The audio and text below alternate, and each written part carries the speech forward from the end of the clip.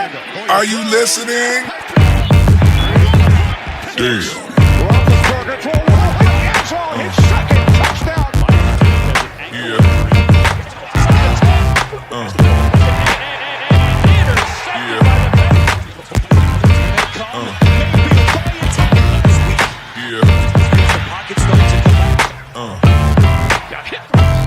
And the ball is loose. Third and 4.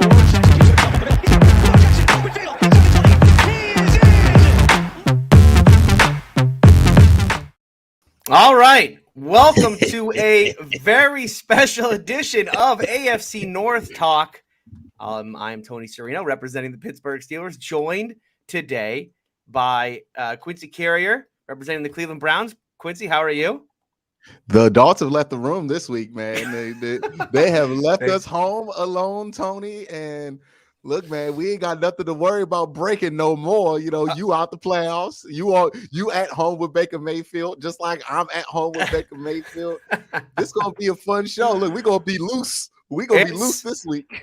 I am looking forward to chat's reaction to seeing everybody's favorite fans on the show. Listen, are we the two biggest Bengals fans on this show? I think we might be. We predicted great things, great success for the Bengals in the offseason. If Certainly, I could rewrite Quincy. history myself, you know what I mean? Yeah. I think I put I know for a fact that I had the Bengals highly ranked coming into the season, number one quarterback, number one safety room. That's right. I think I had them top 3 in running back. You know what I mean? I thought the Bengals would go to the moon. You know what I mean? So I'm a de facto Bengal fan this week. Ain't that right, chat? Chat's hype. So for those of you wondering, Ace is not going to make it today. He had a prior commitment, but we do have his thoughts on the game. We have a video from him, so we'll get that to you here shortly. Sonny not feeling well today. Feel better, Sonny. He will be back with us next week to review the game. And so, Bengals fans, you are left with me and Q, your two favorite hosts on this show. Certainly, I don't remember getting any hate mail this year at all from Bengals fans. Don't remember riling them up at all. And Q, I don't know about you either. So this is me and Bengal fans have always had a great relationship throughout the course of this year, and there was no memes exchanged, no jokes exchanged. No, you know what I mean? None. I've always been famous for my saying during the off singles, Bengals won, right? Bengals won. All right, we got a super chat here. Remember, you can make your voice heard, Bengals fans, on the show. We do want to know what you think. I saw some predictions already in chat before we got started. I want to know what you guys think about this big matchup this weekend against number 1 seed Tennessee Titans. Weird to say that, but they are the number 1 seed. So let's get to the first super chat of the night. Ray Rags here with a $2 super chat. And by the way, if you want to make sure that this show doesn't devolve into trolling of your favorite team, might want to get active. And Ray Rags has done just that. $2 super chat says, is this the AFC North Talk off-season / draft special? Me and Q were talking before. We both started our Kenny Pickett evaluations. Remember I called Quincy Roach like Sleepy Quincy Roach or something like that last year? Kenny Pickett is better for sleep than melatonin, man. Like he will put you to sleep watching that all 22 film. It's not bad. It's not bad. It's just very, very. It's very mid. It's very mid, as the kids say these days. It is. It's not great. All right, Nova Stone here. Welcome back, Nova Stone. Of course, if those of you who don't know, Nova Stone is our resident Tom Brady fan. He says, with a $2 super chat here, he says, progressive moving out with Baker / Ben commercial. Hey, Nova Stone, as much as you want to talk about Baker Mayfield's commercial, he's had a better commercial career than Tom Brady ever will have, because Tom Brady don't got no good commercials because he has no personality. Imagine standing a man who has absolutely no personality like Tom Brady. It's a great point. He has the personality of a deflated football. Yeah. They're doing that big documentary on ESPN. Has anyone actually watched it? I have not watched a single episode, nor do I have any desire whatsoever to watch it. Tom Brady documentary? Yeah. It's like an 8-part. Who in their right mind go? I don't even like. People don't really even like to watch Tom Brady play. Let's be honest. Like, he's pretty boring to watch. He's just really good. Yeah, we're all he's over pretty it boring to watch. Yeah, but like you telling me I'm gonna sit down and watch a 12-part documentary of Tom Brady's career? I don't care. He's really good. He's not entertaining. I'd rather watch a Cam Newton doc Peyton Manning. Now that's personality. Joe Montana. Right They're doing a Real Joe Montana personality. one. Montana might be interesting. John Elway. Real Elway. personality Elway, right there. Look, yeah. he might be the GOAT on the field, but off the field, he's a very 199. You know what I mean? Like he is not a great pick there. I don't know who is gonna is anybody gonna watch Tom Brady and who's the equivalent to his little brother? Brian Hoyer, Tom Brady and Brian Hoyer watch Monday Night Football? Nobody want to watch that. No. Pass on that one. All right, we got a bunch of super chats coming in. Appreciate everybody who's writing in so far. Landon, the $10 super chat says, "Is it just me or is anyone else's mind blown at the fact that we may possibly get a Bengals versus 49ers Super Bowl rematch, which would make it part 3? Just a random thought, but third time's the charm." It would certainly be an upset. 49ers, Bengals Niners, yeah, would be an upset for sure. That would be. But in this NFL right now, can you rule it out? Better team than that, right? You know what I mean? Like who's out there? I want to see them go up against like Green Bay or something like that. Tom Brady, you know what Tom I mean? Brady. I mean, imagine Nova Stone versus the Bengals fans in our chat would be a tremendous Super Bowl. You see the tension's been bubbling up, right? Because now, before it was a possibility, Bengal fans been letting that man live in his own lane. But I've been seeing the last few weeks since it's become a real possibility that Tom Brady might intersect with the Cincinnati Bengals. They got this year that they're like, hey man, this Nova Stone dude, I don't know what's up. So, hey, I'm just saying, Bengal fans, Nova Stone, let us know how you feel about Bengal fans and if the Bengals can beat you in the Super Bowl. I just want to know what you feel about that. Can Joe Burrow beat Tom Brady? I think at this point, Joe Burrow can. But, let me know your thoughts. Nova Stone, it's too bad you can't send in a gift because I know he would send in the clip of the Mad Men one. I don't think about you at all. That's how I imagine Nova Stone feels about the Cincinnati Bengals right now. Tom Brady, too good. All right. Vape Guy, $5 super chat says, "Quincy, lighten up on Baker. Bob Greasy, Phil Simms, Eli Manning, all were Dalton types but won Super Bowls. Baker is your man for now." Yes. Who doesn't want to cheer for a quarterback who you have to drag with you along the way? That's a great position to be in. Lighten up, Q. Bob Greasy, Phil Simms, and Eli Manning. Trent Dilfer? Oh yeah, Q. How dare you want the quarterback position to be better than something you have to carry? Let's bring on Trent Dilfer, right? You know what I mean? Yeah. How dare I want better for the quarterback position while watching all of these great quarterbacks do great things for their teams and watching Baker Mayfield throw fourth quarter interception after interception? How dare I? By the way, Eli Manning, Baker Mayfield, you can't compare those two. Eli Manning was much better than Baker Mayfield. He threw interceptions, yeah, but, he was also more consistent and had success with Odell Beckham. Baker Mayfield famously did not have success with Odell Beckham. I'll say this, as a Steeler fan, I'm very much looking forward to our own Bob Greasy versus Phil Simms competition that's about to happen between Dwayne Haskins and Mason Rudolph for who can take over. Because I'll tell you what, the great thing about that is the winner of that battle gets us one step closer to CJ Stroud or Bryce Young, and that is a future I can deal with. Look, man, if you the Steelers, you might as well go with Dwayne Haskins because high risk, high reward. That's going to be funner to watch than like Mason Rudolph go out there and consistently put up like 60% completion games. You know what I mean? Totally agree with you. I would rather go with Haskins than Rudolph at this point, but I don't know if betonline.ag put out an early line on the Steelers' next quarterback. Mason Rudolph, obviously the favorite at this point because he's in the building. And then there's a bunch of free agents and draft picks after that. Dwayne Haskins, not even on the list. I was shocked by that because, again, is another player in the building. I mean, I don't think Haskins starts day one, but you got to at least put odds on the kid. I mean, he's in the building already. My goodness. And the Steelers have a history of bringing out first-round busts and turn them into decent quarterbacks like for a couple of years, and they do it with Tommy Maddox. They did it with Tommy Maddox, yeah, absolutely. Tommy Maddox, people forget he was a first-round mega bust. Yeah. Yeah, for the Tampa Bay Buccaneers when they still wore orange. Yeah. And then, he led the Steelers to a playoff run. I mean, they won a playoff game. I know. Okay, we don't got to get into detail. They lost to the Tennessee Titans in the divisional round that year. So kind of full circle here with today's. Yeah, they got to the second round though. They got to the second round. A lot of hype around that team. T-Gun, Tommy Maddox, a lot of weapons, and then ran into the Titans in the second round in Tennessee. But anyway, I'm gonna make Bengals fans. Josh here. $5 super chat says, "I should have believed Ravens fans when they told me Titans fans were the worst." Well, everybody told you Titan fans are the worst. Everybody been telling you about this. Look, the Titans blew us out in 2019, did not shut up about it for a whole year, got their ass beat by the Browns the next year, and still talk about us. We're not in the same division as them anymore. We'd rather have the Oilers back. You know what I mean? Like, bring back the Oilers. But Titan fans are terrible.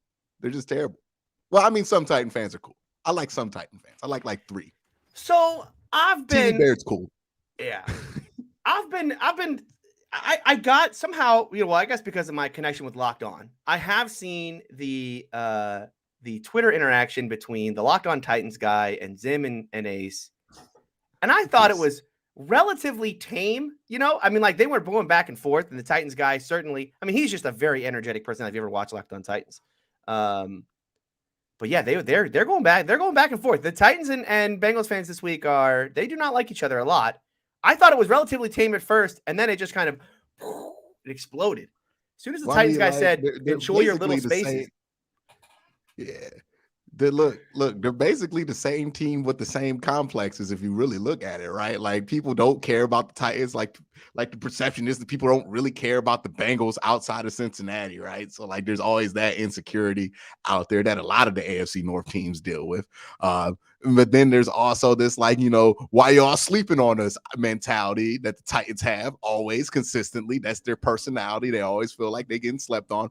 And Bengal fans, let's be real. Y'all always feel like y'all getting slept on. It turned out it worked out this year, but y'all always feel like y'all being slept on. So it's like nobody gets your grinds geared more than the person that is basically yourself. Right. Yeah, exactly. It is certainly both people, both fan bases kind of feeling like, hey, we deserve respect. Look at what we've done. I mean, the Titans are the 1 seed.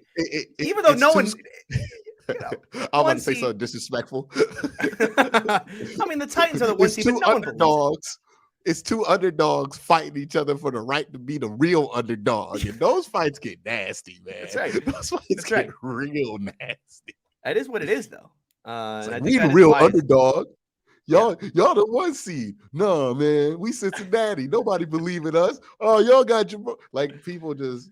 It's the weirdest arguments. It's the whole Bengals and Browns rivalry. Like, I know this energy. That's true. That's true. That's a good point. Same thing that we deal with the Bengals and the Browns.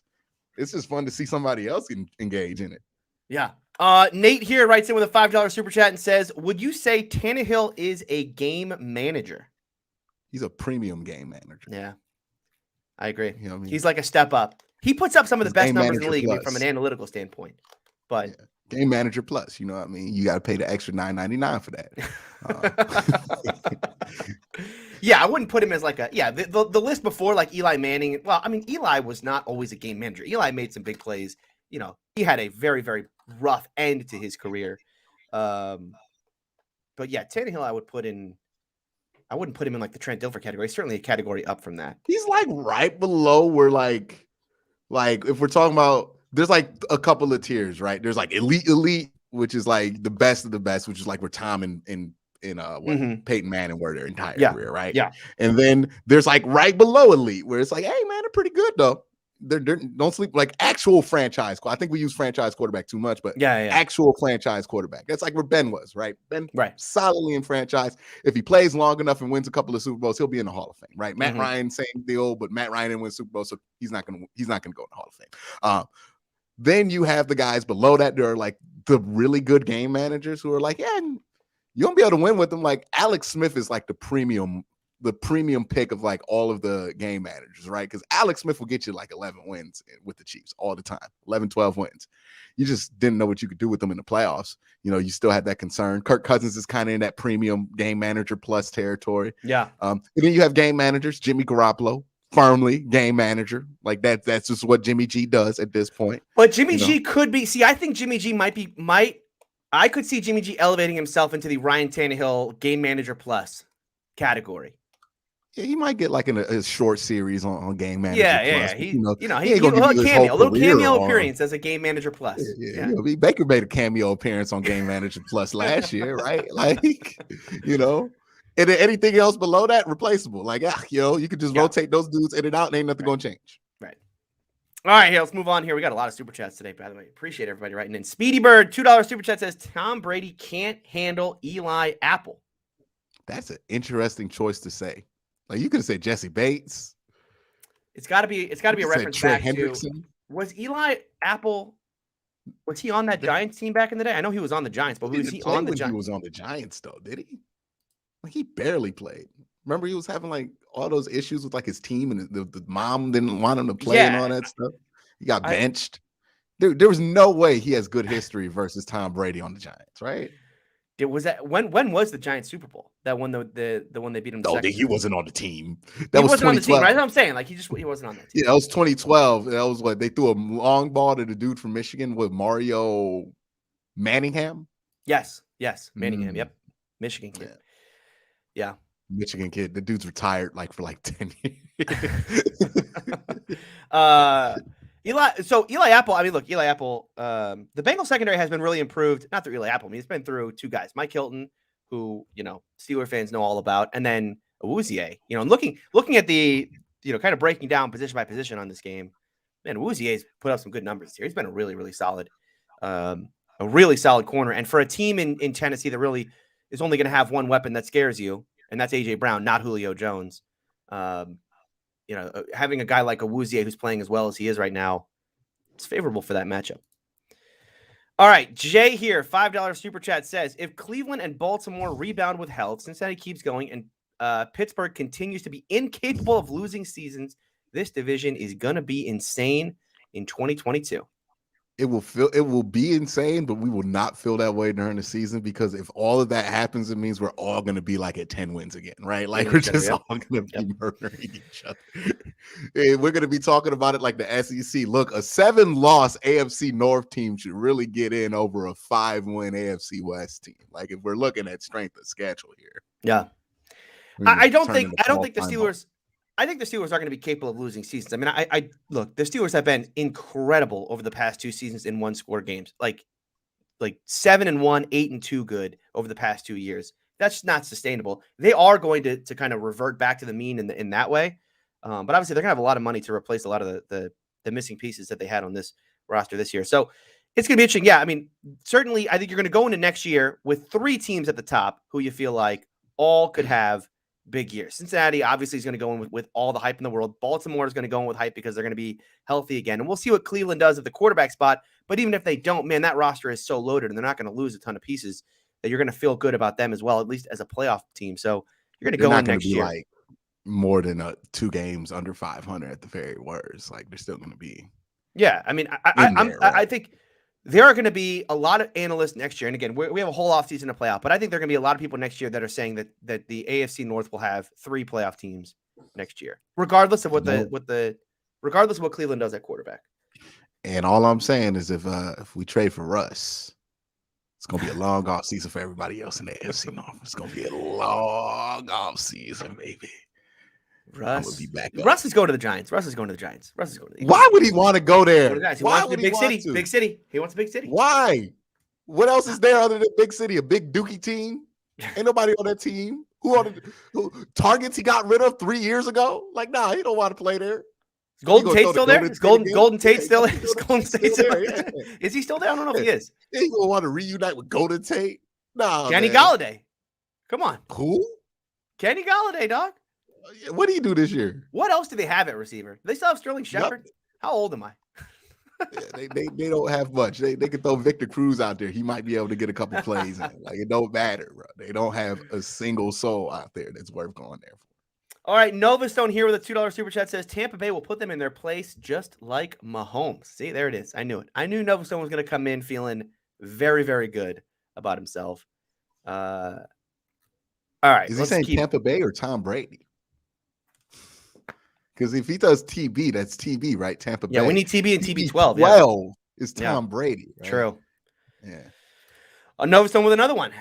$2 super chat says TB was 49ers fan. He has experience beating the Bengals. So that is Tom Brady. Tom Brady was a 49ers fan. He has experience beating the Bengals.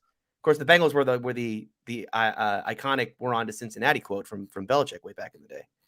So, yeah. I mean, like, of course, he played for the Patriots. He has experience beating everybody in the AFC, especially the Steelers. Appreciate that. By the way, someone in chat said Kadarius Toney is on the Giants right now. That's true. I do like Kadarius Toney a lot. This is the fast guy. Little shifty fast guy. Every time I think of Kadarius Toney, there's like a clip from 5 Points. He was like doing a stream during the draft. I guess he wanted a DV, and they drafted Kadarius Toney. He lost his mind. He lost his mind when they selected Kadarius Toney. That's every time I think of him. It's like Kadarius and Toney. It's a good clip. John here, $5 Canadian super chat. First time, love the show. Tony, ever think of swinging the other way? Love the energy, but is it me or the Titans, the 11-0 Steelers this year? I think we established already the Cardinals were the Steelers this year, although there was another team in the AFC North that was also the Steelers. There were a lot of Steelers this year, right? You talking about the Baltimore Ravens when they lost 6 games in a row? Is there any Baltimore Raven fans in chat? You know what I mean? I don't think there are. I don't know if Let me call. You know, if you, I'm gonna get them out. If they're here, I'm gonna get them out. I'm gonna get them out. Tony, ask me who was the second best running back in the 2018 draft. Who was second best running back in the 2018 draft? It was Lamar Jackson by statistics. It is. He has had more rushing yards than Saquon Barkley. He is not more than Nick Chubb, but he's firmly the second best running back in that draft class. Might be the second best quarterback too. Let's see. Second best quarter. Oh yeah, behind Josh Allen now. Yeah. I mean Baker Mayfield's. We're gonna have a fun off. It's too bad Sonny's not here. I'm sure if Sonny's watching right now, he's very angry. We are gonna have a fun off season of ripping on Lamar, but it's good. We're gonna. No. Next year's gonna be like that Ravens team's gonna be loaded next year. One thing about that Ravens team, they are gonna be loaded, but you're gonna have a ton of guys coming off of season-ending injuries. So. You got like lingering health stuff for almost everybody on the friggin' roster coming back. So, yeah, they might actually go undefeated. Remember when they thought they was going undefeated last 2 years ago? Yeah, that's right. Colin Cowherd put that out there. Yeah, once Colin Cowherd put it out there, I mean, it was free reign. They had Raven fans out there betting their hair on going undefeated.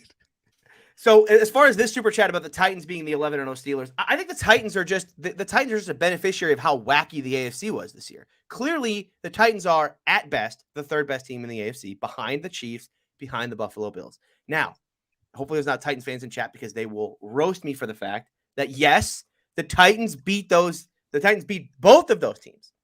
But still, I think the Chiefs are a better football team. I think the Bills are a better football team.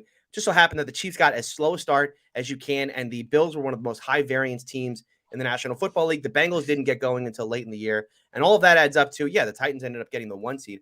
I don't know that they have this kind of like they're fading down the stretch. They're actually getting really healthy down the stretch, but I still don't believe that this is going to be the representative from the AFC. So, yeah, the Derrick Henry thing's interesting, but also the interesting thing about the Derrick Henry thing is the key to beating Derrick Henry and stopping Derrick Henry is having good edge rushers and fast linebackers so you can get to that edge, because the secret about Derrick Henry is he's, much like Nick Chubb, really effective downhill. He's not effective as you would think elsewhere. Yeah. And the Bengals hole, I mean, it's Larry Ogunjobi, and I don't know if he's going to play this week. He's out for the year. He's out. No, he's out for the year, yeah. So, they're good at those edge run situations. So they might be able to stop him, but again, their hopes are all into Derrick Henry. If Derrick Henry gets 200 yards, it's going to be a problem. But other than that, Bengals can put up points with them. Yeah. I'm with you on that. We'll get to it.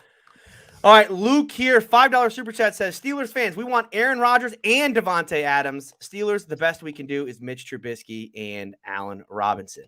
Listen, Allen Robinson. I would, this is going to be a fun offseason. Again, for the Steelers, this is going to be a very, very fun offseason. I am all in.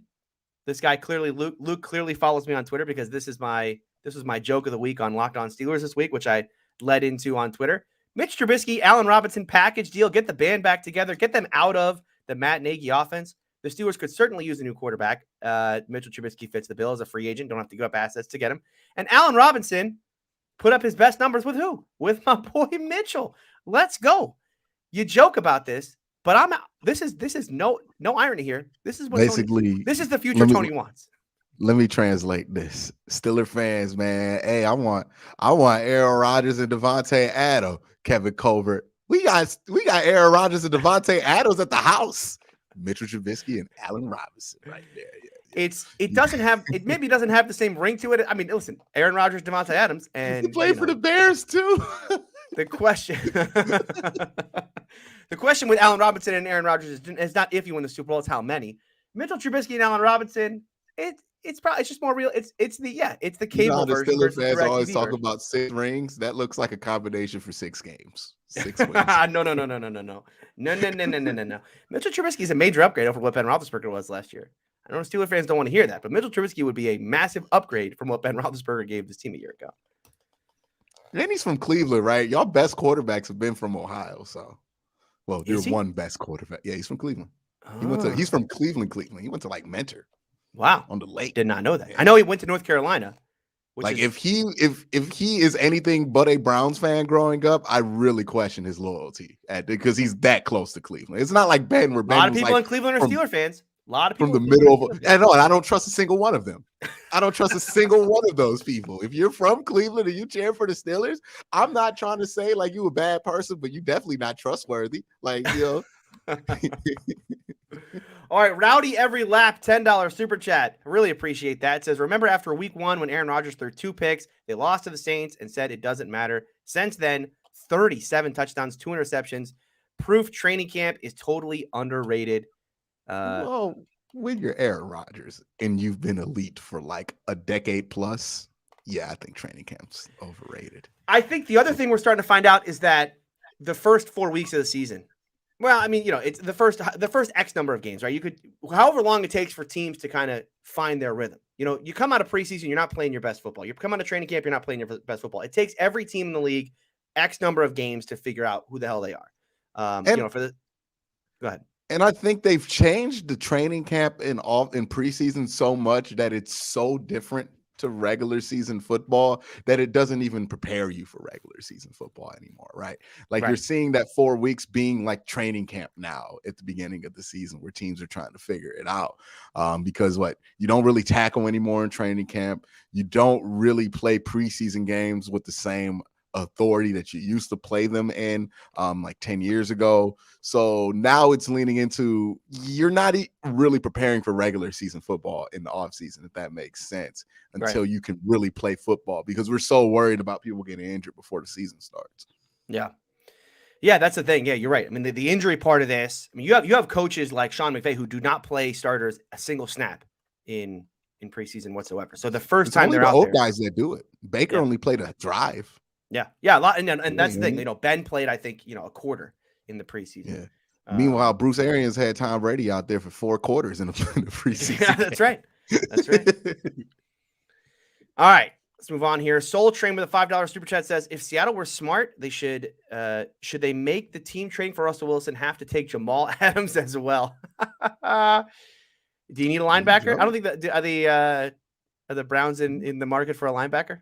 I feel like you could figure out something with him and JOK. I feel like you can figure something out. If you're telling me all I got to do to get rid of Baker and then to get Russell Wilson is to take a Jamal, oh man, I guess somebody has to do it, dog.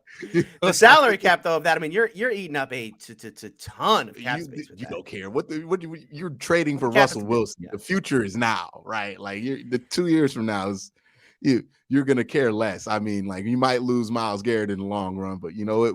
Right now. Have you watched any of Russ's tape from this year? Like in prep for him potentially actually coming over? Because I know his numbers were way down this year. His numbers have been it's weird because his numbers are kind of close to his career average, but the last 2 years he had put up like MVP level numbers. There. So they're down compared to those 2 years. But if you look at everything that he's done pretty much since 2014 to 2018, it's around that number. I think he had 1 year where he was at like 42 touchdowns. I mean, honestly, if you look at that stat line, that's like the stat line we got excited about. Yeah. Baker. So even a low tier Russ is going to do something with this team. Did they change coordinators or something this year? Does that maybe account for it? They changed coordinators, I think, was it 2 years ago, and that's what led to the kind of and that's why he's been wanting out, because he doesn't like the offense. He doesn't like the protection plans and stuff like that. Gotcha. Mike here says, check 3 and run Lamar Jackson equals MVP. Drop back passer Lamar Jackson equals middle of the pack. Yeah, when you have that first thing, it don't really matter what that second thing is, right? We've said this with Lamar Jackson. As long as he can run like that, you don't really care how well he could throw, because if he could just throw at Andy Dalton level, he's going to kill you, because you're going to be worried about that. But, It's another thing about Lamar this year that is weird, and I wonder if how long that ankle was bothering him before he actually left with the injury. Because if you look back at the beginning of the year, we were all saying it on the show. Lamar Jackson's passing this season, what had at the beginning of the year, was on another level. He had really improved that part of his game, and this was. This wasn't because they got Sammy Watkins in there that's like unlocked a new level. Right? It is funny to think back now about Sammy Watkins was a member of that Ravens team at the beginning of the year, and this is going to unlock Lamar Jackson. I mean, Lamar was just really good at the beginning of the year, and it kind of tailed off as the season wore on, and then finally he went out with that injury. Well, I think more and more got put on him progressively as the year went on, right? There were weeks where he didn't have any wide receivers. There were weeks where he had no offensive linemen. That injury.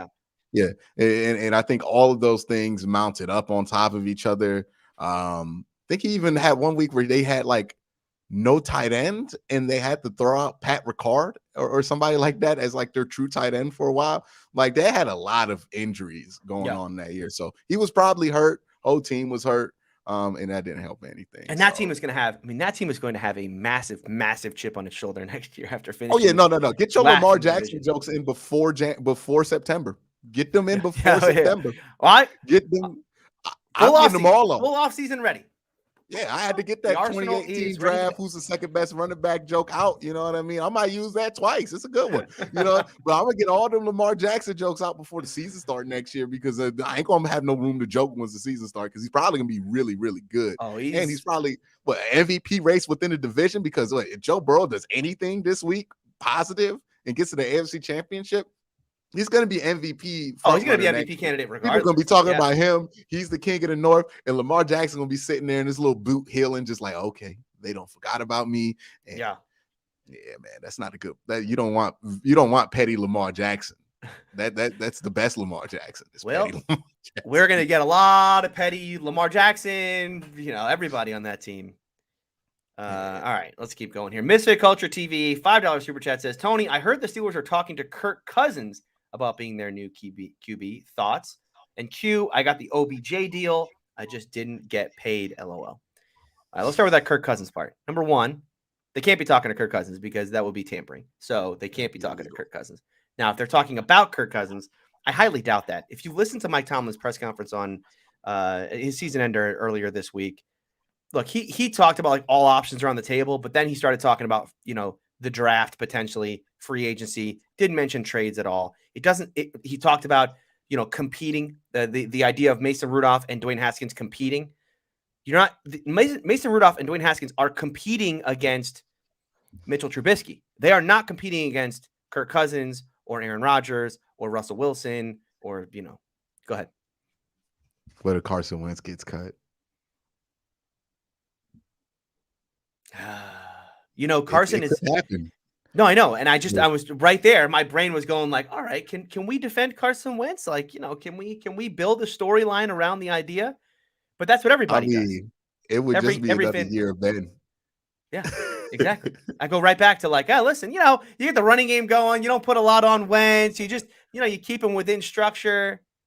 Yeah, but no, Carson Wentz don't let him hold the ball too long. And then, but he gonna do them turnovers. Oh yeah. No, they're coming. Hey, listen, he didn't have what was the stat before the Jaguars game? He didn't have a single. But he had a fumble that looked like a pass against San Francisco that got returned for a touchdown.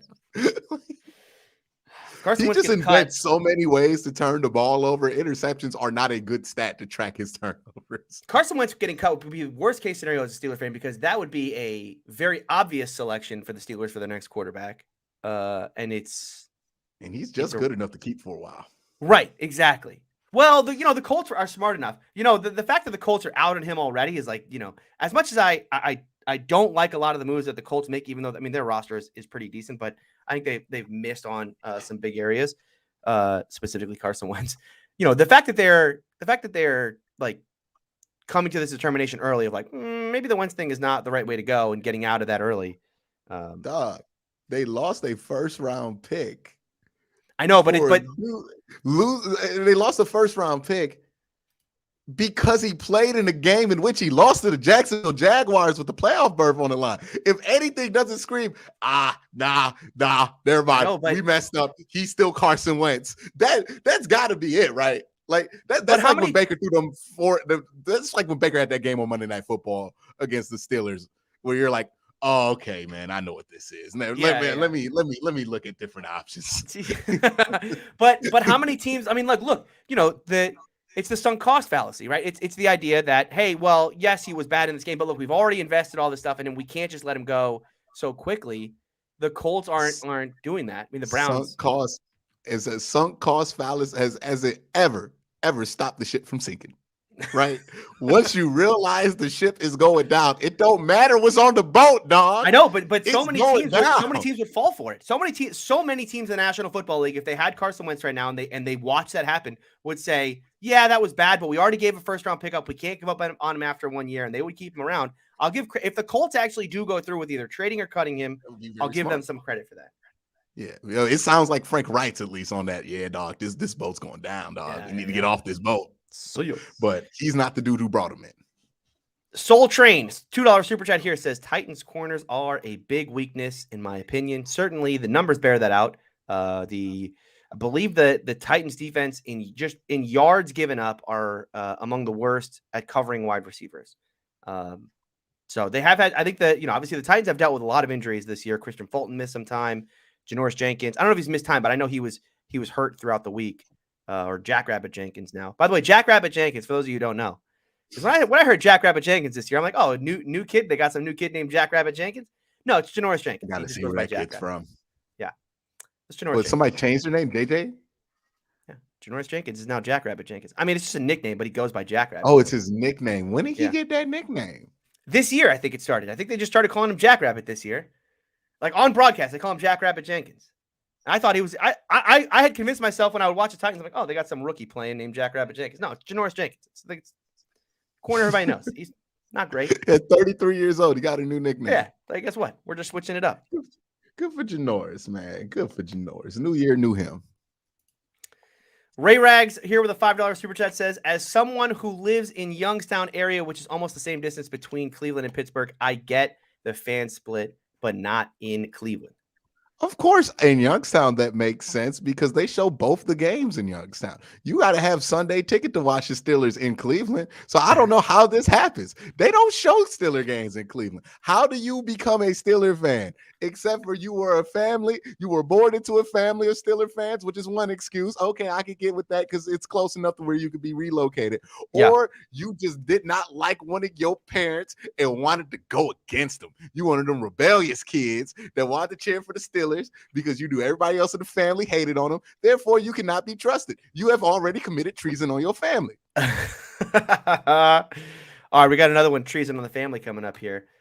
Rowdy Every Lap, $5 super chat says, Russell Wilson grew up a Bengals fan. Of course, Joe Burrow grew up a Steeler fan. Now, that is the funniest retcon that I've seen Bengal fans do. That Joe Burrow grew up a Bengal fan. I'm pretty sure he didn't grow up a Bengal fan. Like, no disrespect to the Bengals or anything, but I don't think he was a Bengal fan. I think there's a lot of Joe Burrow really a Steeler fan? This makes a lot of sense. I mean, all he knew was greatness, if that's true. It would make a lot of sense. Athens, Ohio.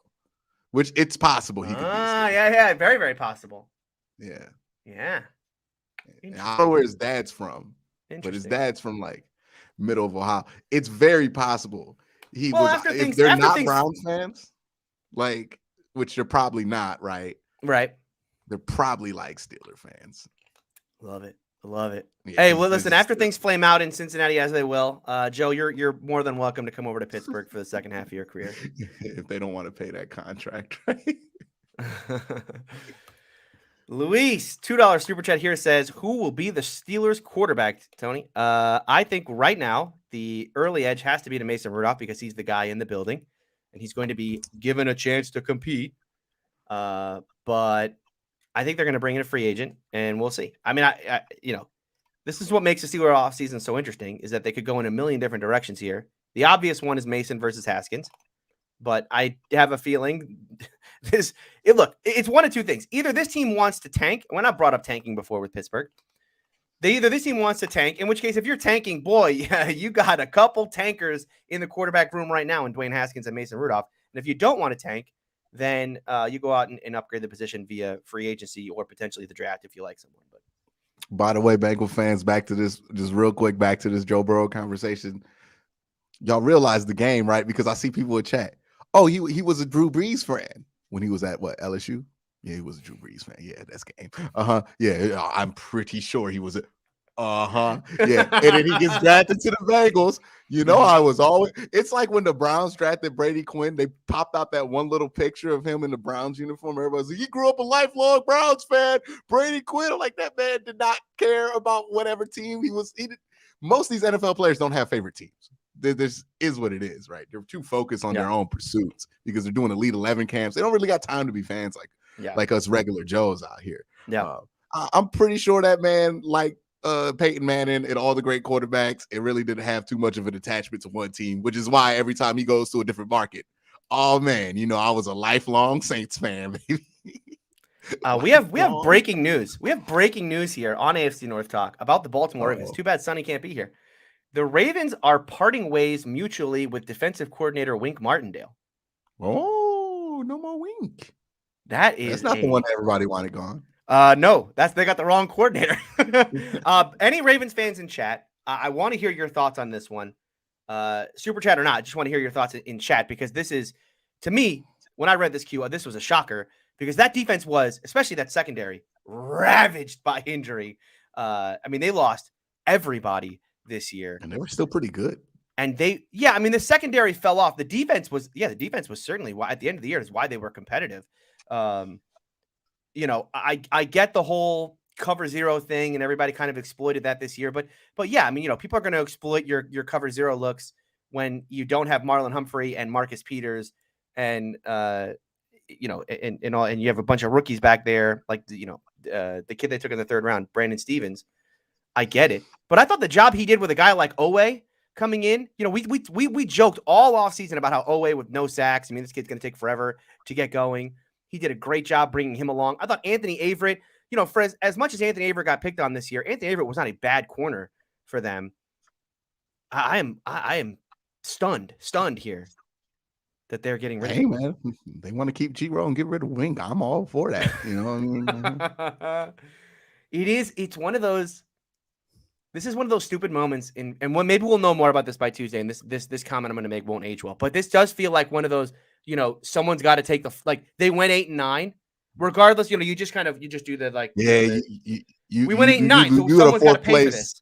Yeah, you look, if you finish below both the Browns and the Bengals in Baltimore or Pittsburgh, somebody getting fired. Like I said that at the beginning of the year, I was like, if Cincinnati and Cleveland both are 1-2 in this division, there are people going to get fired in Pittsburgh and in Baltimore because it's just not acceptable. They don't respect us in the way that they can accept being lower than us both. Like that just is what it is. And the fact they got swept.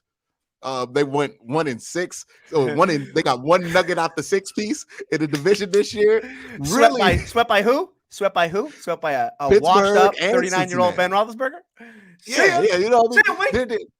The way it went out, somebody had to go, right? Like somebody had to go. I thought it would have been the offensive coordinator because people been wanting that man to go. But this might just be stubbornness where John Harbaugh is like, I refuse to get rid of this man the internet's telling me to get rid of. Here's Wink. Y'all wanted him gone at one point, right? Bye. We'll talk more about this on next week's show. I'm sure Sonny's going to have thoughts on this. Look for Sonny's channel, SCG Sports on YouTube. He probably will do a video. They got a lot of young defensive pieces that are ingrained to that system. Like, what are they going to they've invested so much of their capital in the defense. You wouldn't think that they would get rid of their defensive coordinator, especially when the defense wasn't the issue this year. Crazy. He's not retiring either. I mean, the statement that Harbaugh put out is like, he said basically he's done a great job. Now it's time to pursue other opportunities. Sometimes the moment comes and it's the right time. So it's you know, they're just mutually agreeing. Ain't like Don Martindale's out there getting head coaching interviews. So no. You think he goes to Nick Saban? This is what he got. He got Bill O'Brien there as the offensive coordinator. Well, he's got to get rid. I think I don't know if Bill O'Brien's going to last as the OC again. Bill O'Brien was not good. I mean, that offense had a lot of talent. I mean, they got. Look, man, Wink Martindale on the defensive coordinating side. You get a Cliff Kingsbury after he get fired from the Cardinals. Well, Cliff Kingsbury, special assistant to the offense or whatever. That's happening. I mean, that is just happening at Bama. Yeah. You want to see him on a little play sheet. Luis here, another $2 super chat. Really appreciate everybody writing in today. We got a ton of super chats to get through still. Carson, Wentz, and Baker are essentially the same quarterback. Carson Wentz is like the Omega version of Baker Mayfield, because while Baker has a pretty low floor, it is nowhere like Carson Wentz had one of the worst seasons of all time, like last year or something like that, with the advanced numbers or something like that. It was one of the worst seasons they had ever charted in like 20 years or something like that. So the floor is low with both players. Too low to sustain, but Carson Wentz can take you to some dark places. But also, Carson Wentz's ceiling is a little bit higher than Baker Mayfield, so it's like I was going to say the big difference.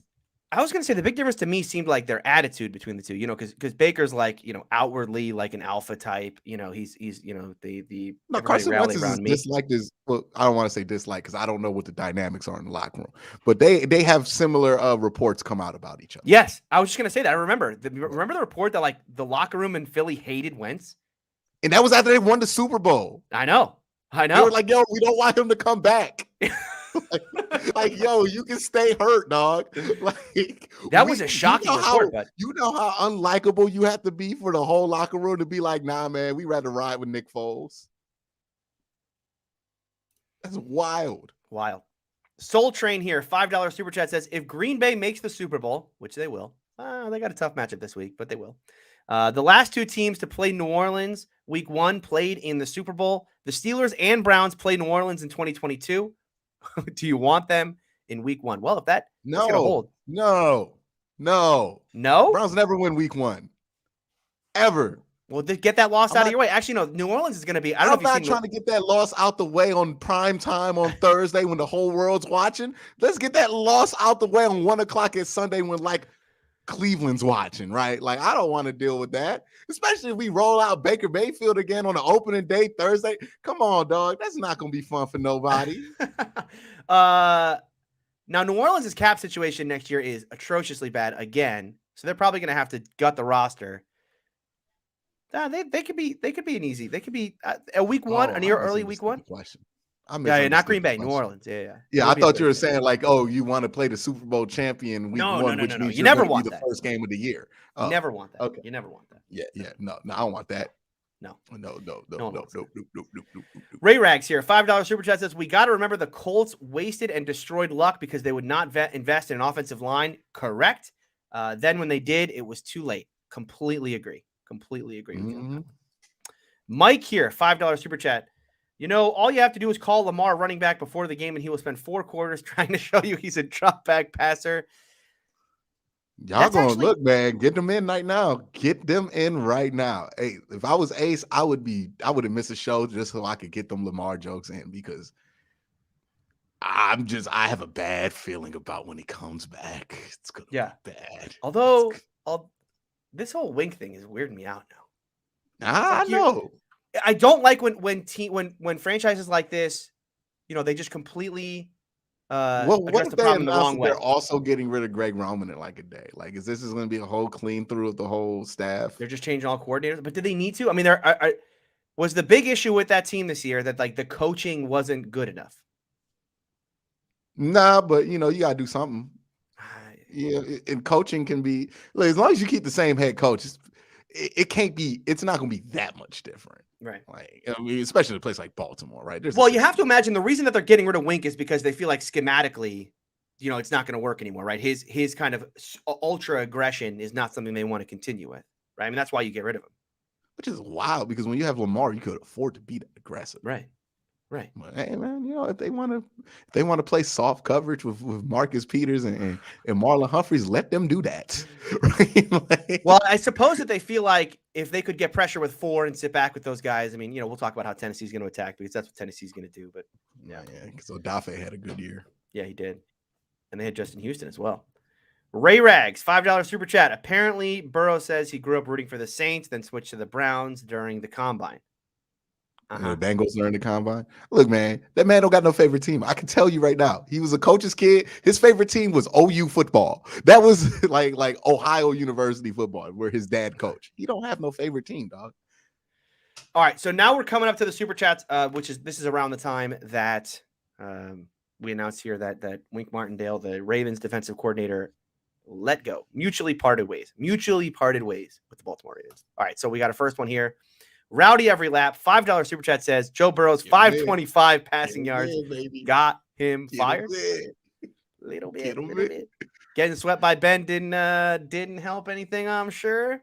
Hey, look, bro, spam 525 until Marcus Peters and Marlon Humphreys come back. Because look, man, we get them. I'm telling you, get them in right now. If you a Bengal fan and you're not getting in your Ravens jokes this offseason, I don't know what you're doing. You're wasting time. This ain't gonna last forever. Get them Raven jokes in.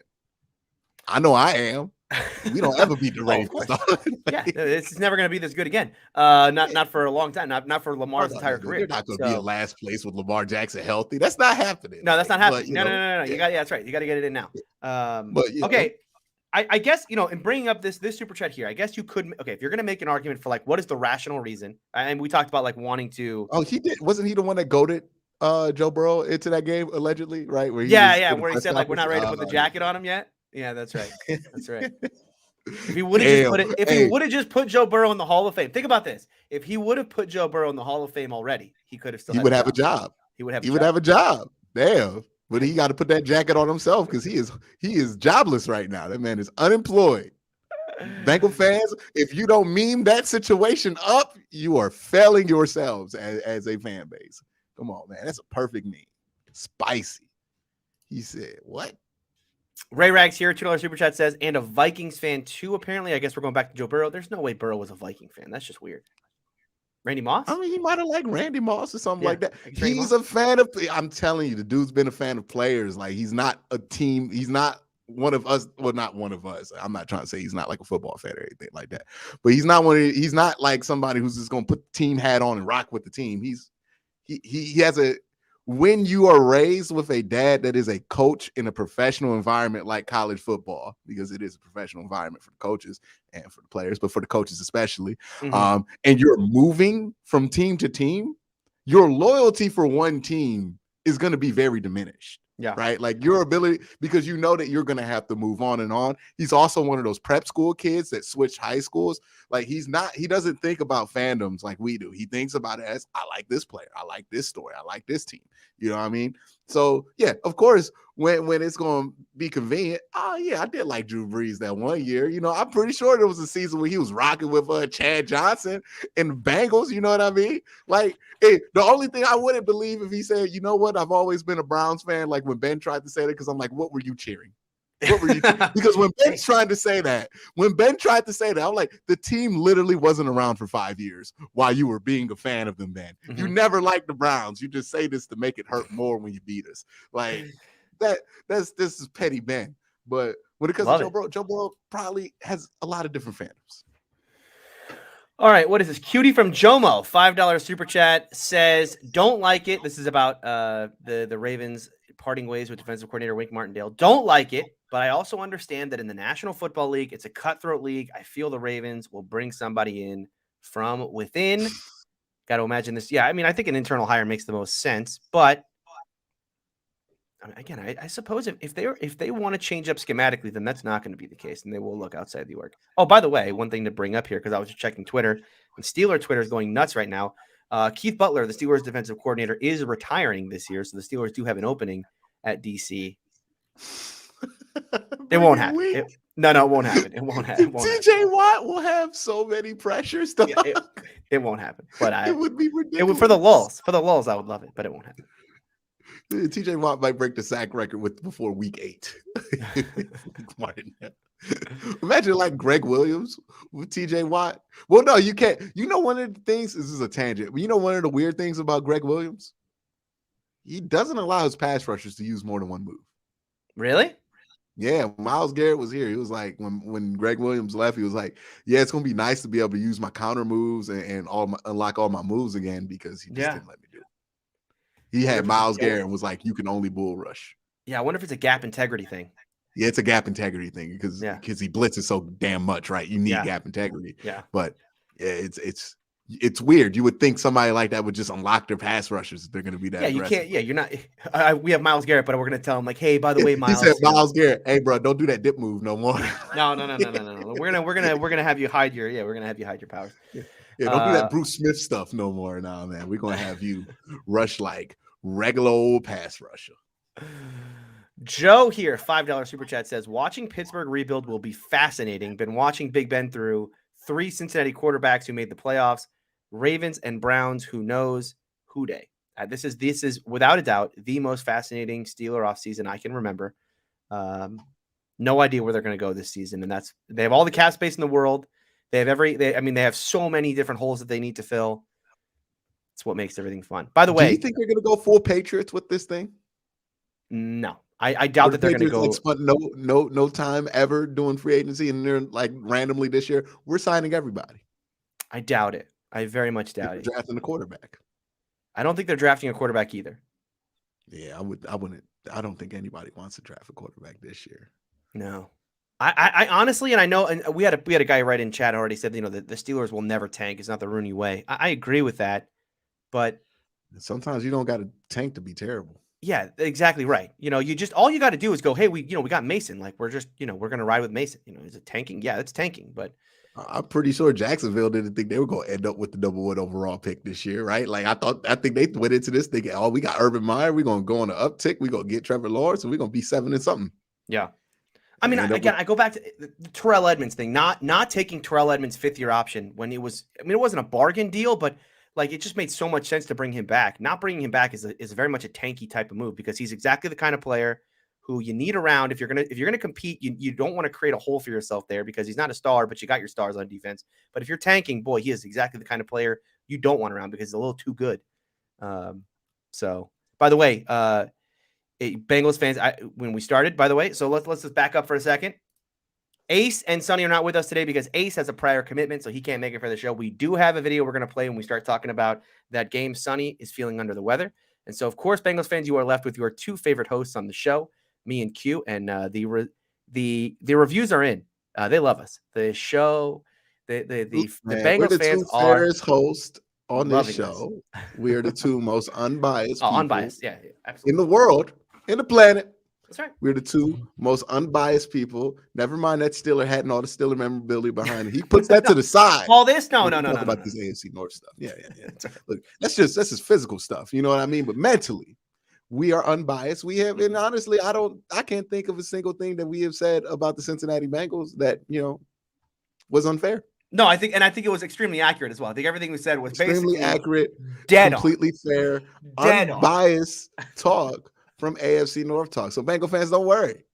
Y'all are good hands. You're in good hands. Man, you're in good hands. We gonna make sure that the kitty cats don't get disrespected this week. All right, B. Ryan here. $5 super chat says Wink wasn't ready to give Burrow a gold jacket, but Burrow was ready to get Wink a gold watch. See ya. Is a gold watch like a reference to like a severance package thing? I guess so. Yeah, that's his. It's a very old school reference. On that's the way out, jobs have like severance packages. Rex here, $5 super chat says, off topic. I just want to say a midnight Euro, an adult beverage, is the best invention in mankind. All right. I hope your toilet is well manicured. That is, yeah. That's gonna come back to haunt you. But in the moment, though, Ah, man, you have dreams, like man. 15 minutes. You know what I mean? Live your dreams. Live your dreams. Justin Money, $2 super chat says Joe Burrow already ending careers. Wow. Ooh. He ended Wink. He might have ended Derek Carr's career in Vegas too. But started a new career in Cleveland. Love it.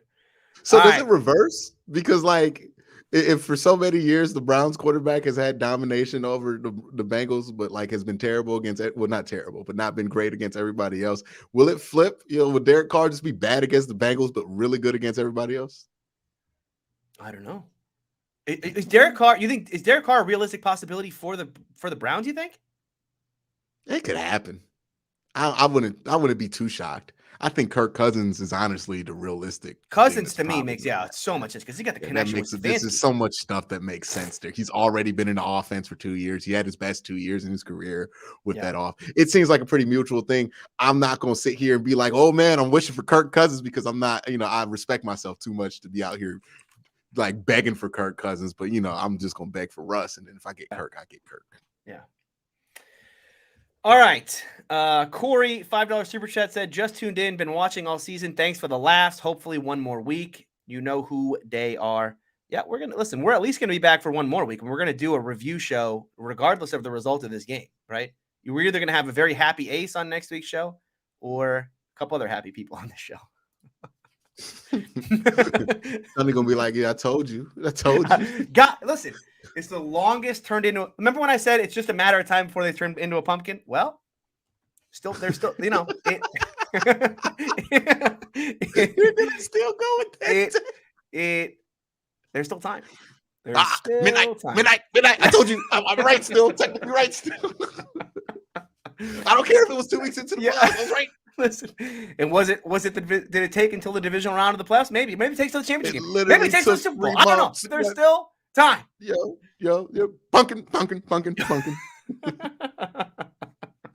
Nova Stone here with a $2 super chat says, Rodgers can't win the title game unlike Tom. Overrated. It is one of the weirdest things of Aaron Rodgers' career that he has been as good as he has been and has only played in one Super Bowl. When we talk about Peyton Manning as like a choke artist. Only time he won the Super Bowl was when the Packers didn't have home field advantage.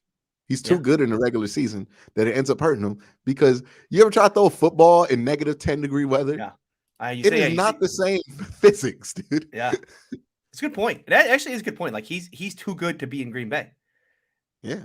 He's got to go somewhere that's not as cold or in a dome. If Green Bay had a dome, Pittsburgh playoff games are like in the 20s, 30s. It's a lot. It's not to the point to where it affects the football, like in Green Bay, where like you're right off that lake, and then just you're cold, and then the ball's hard, and it's like nobody wants to catch that. Yeah. Denver, thin air in Denver too. So maybe that's another option for him, I guess. No, God, I don't even want to imagine that. Oh, we're not putting that up actually. Rowdy every lap. Appreciate the super chat, but we're gonna have to keep it. You're gonna have to keep it family friendly here on the super chats. Vape guy with a $5 super chat says, I live in central Kentucky, only 100 miles south of Cincinnati, and I've never seen more orange and black in public. Winning is everything. I mean, this is that you could see it in the stadium reaction last week. That crowd, this town has been ready for this to happen, for a Bengals team. State of Cincinnati. It's the state of Cincinnati. You know what I mean?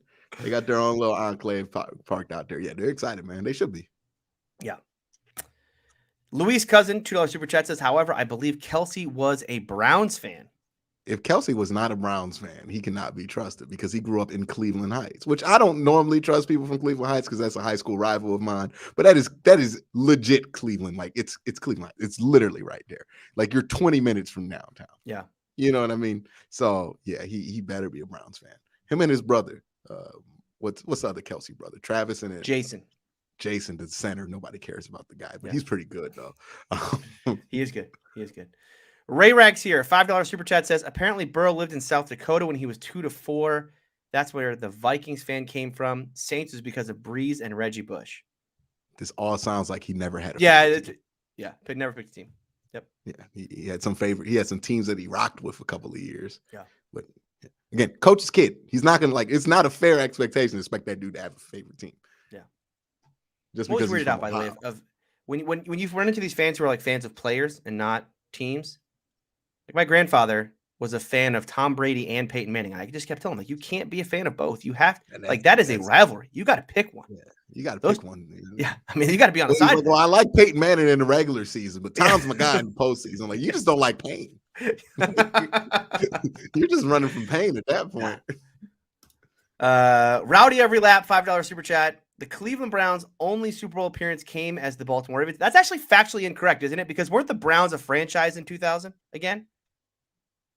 Yeah, they were. Yeah, 1999 was their first season. Their first year back. Yeah. So they. You didn't get Yeah, we never had a Super Bowl appearance, Rowdy. Yeah. So shut up. Yeah, thought you were dunking on me. Almost got to. Yeah. You got yourself, Rowdy. You got yourself. Know the history of your own team, which is kind of technically our history. It's not, because legally we won a court battle that distinguishes the history. So it ain't close. Rex here, $5 super chat says, Tony, I don't know if you answered this. Is Kevin Colbert retiring and will it be a promotion or outside hire to replace him? Okay. He is probably retiring, but it's not going to happen until after the draft. In all likelihood, he's going to work this draft class because, again, when we talk about these draft classes and them coming together, draft classes don't come together. Like right now, me and Q are like we're working on watching film and stuff. This is not the time when teams start doing their draft prep. They've been doing it all year. They've been doing it for years. And so Kevin Colbert likely wants to stay through because he's been working on this draft class for years. There was already reports that he really likes Sam Howell. He was at a North Carolina game earlier this year talking to his coaches. So, yeah, he's likely going to stay on through that, which means he'll stay on through free agency as well. And then he'll likely retire after that. And I think the replacement will definitely come from within. The only question is there are two names, Omar Khan. Steeler fans know Omar Khan because he's the one that makes the salary cap work for the Steelers every year and all the magic that they have to pull to get cap compliant. The other guy is Brandon Hunt, who runs the player personnel in Pittsburgh, runs kind of the scouting department. Both those guys are the front runners to take over, but it will likely be one of those two, and Colbert likely will retire after the draft. His contract will end, and then he'll just go off into retirement. Ravens Nation here, $5 super chat. What would you guys think about next year having AFC North Talk Fantasy Football League with the patrons? That's a great idea. I'm going to steal that one. Send it over to Sonny. Sonny runs the Patreon, and we will definitely get that going next year for sure. That sounds like a good idea. Love the survival pool we did this year. That was fun. Yeah, until I bet on the Bengals. I bet on the Steelers, so against the Bengals. So I never even got the chance for the Browns to piss me off because they got me eliminated. You know what I mean? Yeah. I was waiting. I was like, oh yeah, wait till they play the Lions. But who the Bengals got this week? The Jets. Oh, easy pick 'em. Wiped me out. That's how it happens. That's how it happens. All right. Play under review with a $2 super chat says Titans and Bengals fans have been real toxic on Twitter. Can we talk about toxic in Twitter? Why going on Twitter and being like, oh man, this fan base is toxic. That is like going to McDonald's and thinking you about to eat a salad. Like it is just toxic on Twitter. That just is what it is. Like everything. If you any fan base of literally anything, any TV show, any football team, any sports team, if you are in their Twitter community, you think that Twitter community is toxic. If you like Bones, the hit NBC show, and you're on Bones Twitter, I promise you, like Bones Twitter is so toxic, bro. Like every I have never been a part of any Twitter community, and my takeaway has been, man, what a bunch of well-rounded, well thought out conversations that we are all having here in this space. No, it's just tweets. It's built for just people dunking on each other and laughing on each other. Exactly. And pointing. How many insults can you fit into 240 characters? Yeah. You know what I mean? That's all Twitter is. It's built for toxic. Of course it's toxic. Every fan base is toxic. The Browns fan, I've been hearing this. Oh, Browns fans, most toxic fan base in the NFL. Every fan base, every group of people who spend time on their team's fan base Twitter thinks their fan base has the worst Twitter. Yeah, because it's just a toxic situation. It's like a car crash. We cannot look away or stop from participating in. So just send your memes. And I will say this as an outsider who's I have no dog in this fight between the Titans and Bengals. I've had a lot of fun reading all the tweets though. Some of those threads get spicy. It starts as like it'll start like very innocuous. This is what I love about the tweets is it'll start very innocuous, right? It's like I think the Titans 4-man pass rush is going to get to Burrow. And then some Bengals fan going, oh yeah, what about our pass? We got an even better pass rush, right? And then you got to do it in a Twitter way where they're like, oh, what you're gonna do about our king? And it's like trade or something like that. It's like, exactly. It's just the argument unfolds in the dumbest way possible, right? And that just creates the most argument. I saw two a Bengals fan and a Titans fan fighting because I think one team had 46 sacks this year and the other one had 44. I think the Titans had 2 more sacks this year. And they're like, dude, the Titans have a way better. What are you talking about? They're way better. They have 46 sacks. They have a way better pass rush. What are you talking about?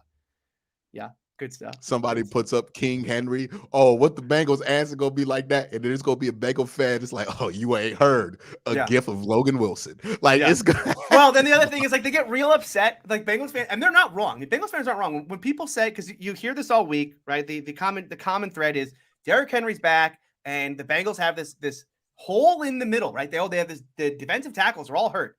And of course, Right. Bengals fans get very upset because the guy who's hurt is Ogunjobi. And as you know, Q, I mean, Ogunjobi, not exactly a run stuffer. never been a run stuffer, man. Right, exactly. But then Bengals fans take a lot. I mean, it's just one of these common like misconceptions that the public media, the public has about a player, right? Yeah, Like, I don't think Titan fans understand it. Like, no disrespect to Larry, he's a great pass rusher, and he right, does a lot for that defensive line. He's a really good player. I've always liked him. right. But not having him out there for all snaps might help you when it comes to the run defense. When it comes to the run, yeah. Because he just focused on pass rushing so much that he gets upfield, he's not disciplined. So, might actually be to their dismay. Yeah. I don't know they got BJ Hill, right? Yeah, BJ Hill I think is going to play. And there's some other kid. Some Bengals fan will write it in. Bengals fans, who are your healthy DTs this week? Let us know. Is Mike Daniels healthy? I know he had a hamstring. No, Daniels I think is out. But he had just been this is another thing, is he had just been activated, so he hadn't really played for much this year. He had just been activated. And they got DJ Reader, right? Oh, they have Reader. I mean, Reader is Reader and BJ Hill. Yeah, man, they're good. They're good. Yeah. That's bigger size. That's what you were going to play this week anyway. And then one thing to watch though, I think Jamar Chase had a hamstring injury at the end of last week's game. I remember I saw him really trying to stretch it out, but I don't know if it was on the injury report. Yeah, but I remember I was watching. I was like, he's hurt. Yeah, interesting. All right, David here, $10 super chat. Really appreciate everybody writing into it. This is awesome. Hey Q, I'm a Browns fan, but why are there other Browns fans who are not willing to let go of Baker Mayfield if other options are available and still willing to waste another year with him? Because some people just want the status quo, right? Like some people the status quo can be very addicting to some, right? And the Browns haven't had status quo in 20 years. Baker's their first taste of status quo, and changing the status quo can be something that people just violently don't want to do, even though it might be necessary. I think, if you can find a change to the status quo that's worthwhile, it's worth pursuing. That's all I'm saying with Baker Mayfield, right? That's all I'm saying is, hey man, if you could pursue a better option, I think the level of options that could be better are a little bit lower than what people are assuming right now, right? There's some people if you can't get Aaron Rodgers or Russ, then don't do it. No, man, if you can get Jimmy G, you can get Derek Carr, Kirk Cousins might be worth it. But yeah, this is a status quo thing. And also it's this lingering fear of, oh man, the second we get rid of Baker, we're going to be looking for quarterback after quarterback after quarterback again. But I just think we're already there. It's just with extra steps. Yeah. By the way, everyone should go watch Q's video. If you haven't watched it already, Q did a great video. Was it earlier this week? The video on Baker Mayfield that you did? Yeah. That was what? The Truth About Baker Mayfield. I think that was Monday. I put that Monday? Video. Yeah. Make sure you guys check that out. Doing pretty well. Awesome. Ray Rags, $5 super chat says, it's honestly amazing that the Browns are 12th in championships by team, but with 4, but have never made a Super Bowl. Browns have 7 NFL championships or team championships or something like that. Gotcha. They have more technically than the Steelers because all the Steelers championships just happen to be in the Super Bowl era. But yeah, the Cleveland Browns, one of the most storied franchises. Yeah, 8 championships won with the asterisks, obviously. But they have won 8 championships. They're one of the most storied teams, but we don't know what them trophies look like, so don't nobody care. Right? We don't know what the championship trophies were, who they beat. Before the AFL got merged in, no one cares. I mean, who cares? Before the merger, who knew? Was it black and white back then? I mean, who knows? Who knows? It's even funnier when they do like old school NFL weeks or stuff like that. They don't ever include the Browns, which is maybe because all their uniforms are still like old school, but it's like Browns are pretty like old. Well, they were what originally the AAFC, right? They were in the AAFC All-American Football Conference. That's different than the AFC. Well, the AAFL, which is different than the AFL. Imagine following football in the 60s where you just had a newspaper and a radio to keep up with all this. There's like 3 different leagues, you know what I mean? And no TV contracts, but that's wild. Yeah, the Browns do have 8 championships. Another thing here before we keep going, another update on the Baltimore Ravens and this situation. Obviously, this is evolving as we go. Jeremy Fowler of ESPN is reporting that Ravens defensive line coach and run game coordinator Anthony Weaver is expected to be considered for Baltimore's defensive coordinator job. So we talked about that earlier. Promoting from within makes sense, and it could be Anthony Weaver, according to Jeremy Fowler. All right. Let's keep going here. Got some more super chats to get to. Cthulhu is alone, yet will awaken. Okay, we got a Cthulhu guy here. $5 super chat. Nova Stone is just salty because the 2013 Bengals stopped Tom Brady from passing Breeze for consecutive games with a passing touchdown. That, by the way, kudos to this super chat. That is a deep cut. It's amazing you have that reference ready to go. I love it. Remember when Breeze got that like record and everybody acted like it was a big deal? And like it's 2 years later, I'm like, oh, I forgot that record even existed. They stopped the game. Remember, like he got that record like last year, right? Oh, like yeah. Yeah. And then they stopped the game and they made it seem like this big deal, like he broke the home run record. Right. And then like 2 years later, I'm like, oh yeah, he did that. I forgot that record was. Is that the one that had the piece of paper? They just gave him like a piece of paper, like they literally stopped the game and had his kids run on the field. You know, they took the ball and he took a picture. Like on so Monday weird. Night Football. That was so weird. Like he hit the 756 home run. Yeah. Like this is a record we have been charting in NFL history for hundreds of years. It's funny when the NFL tries to act like they're baseball when it comes to records. Like, we don't care about any of these. The sack record got determined by a statistical error.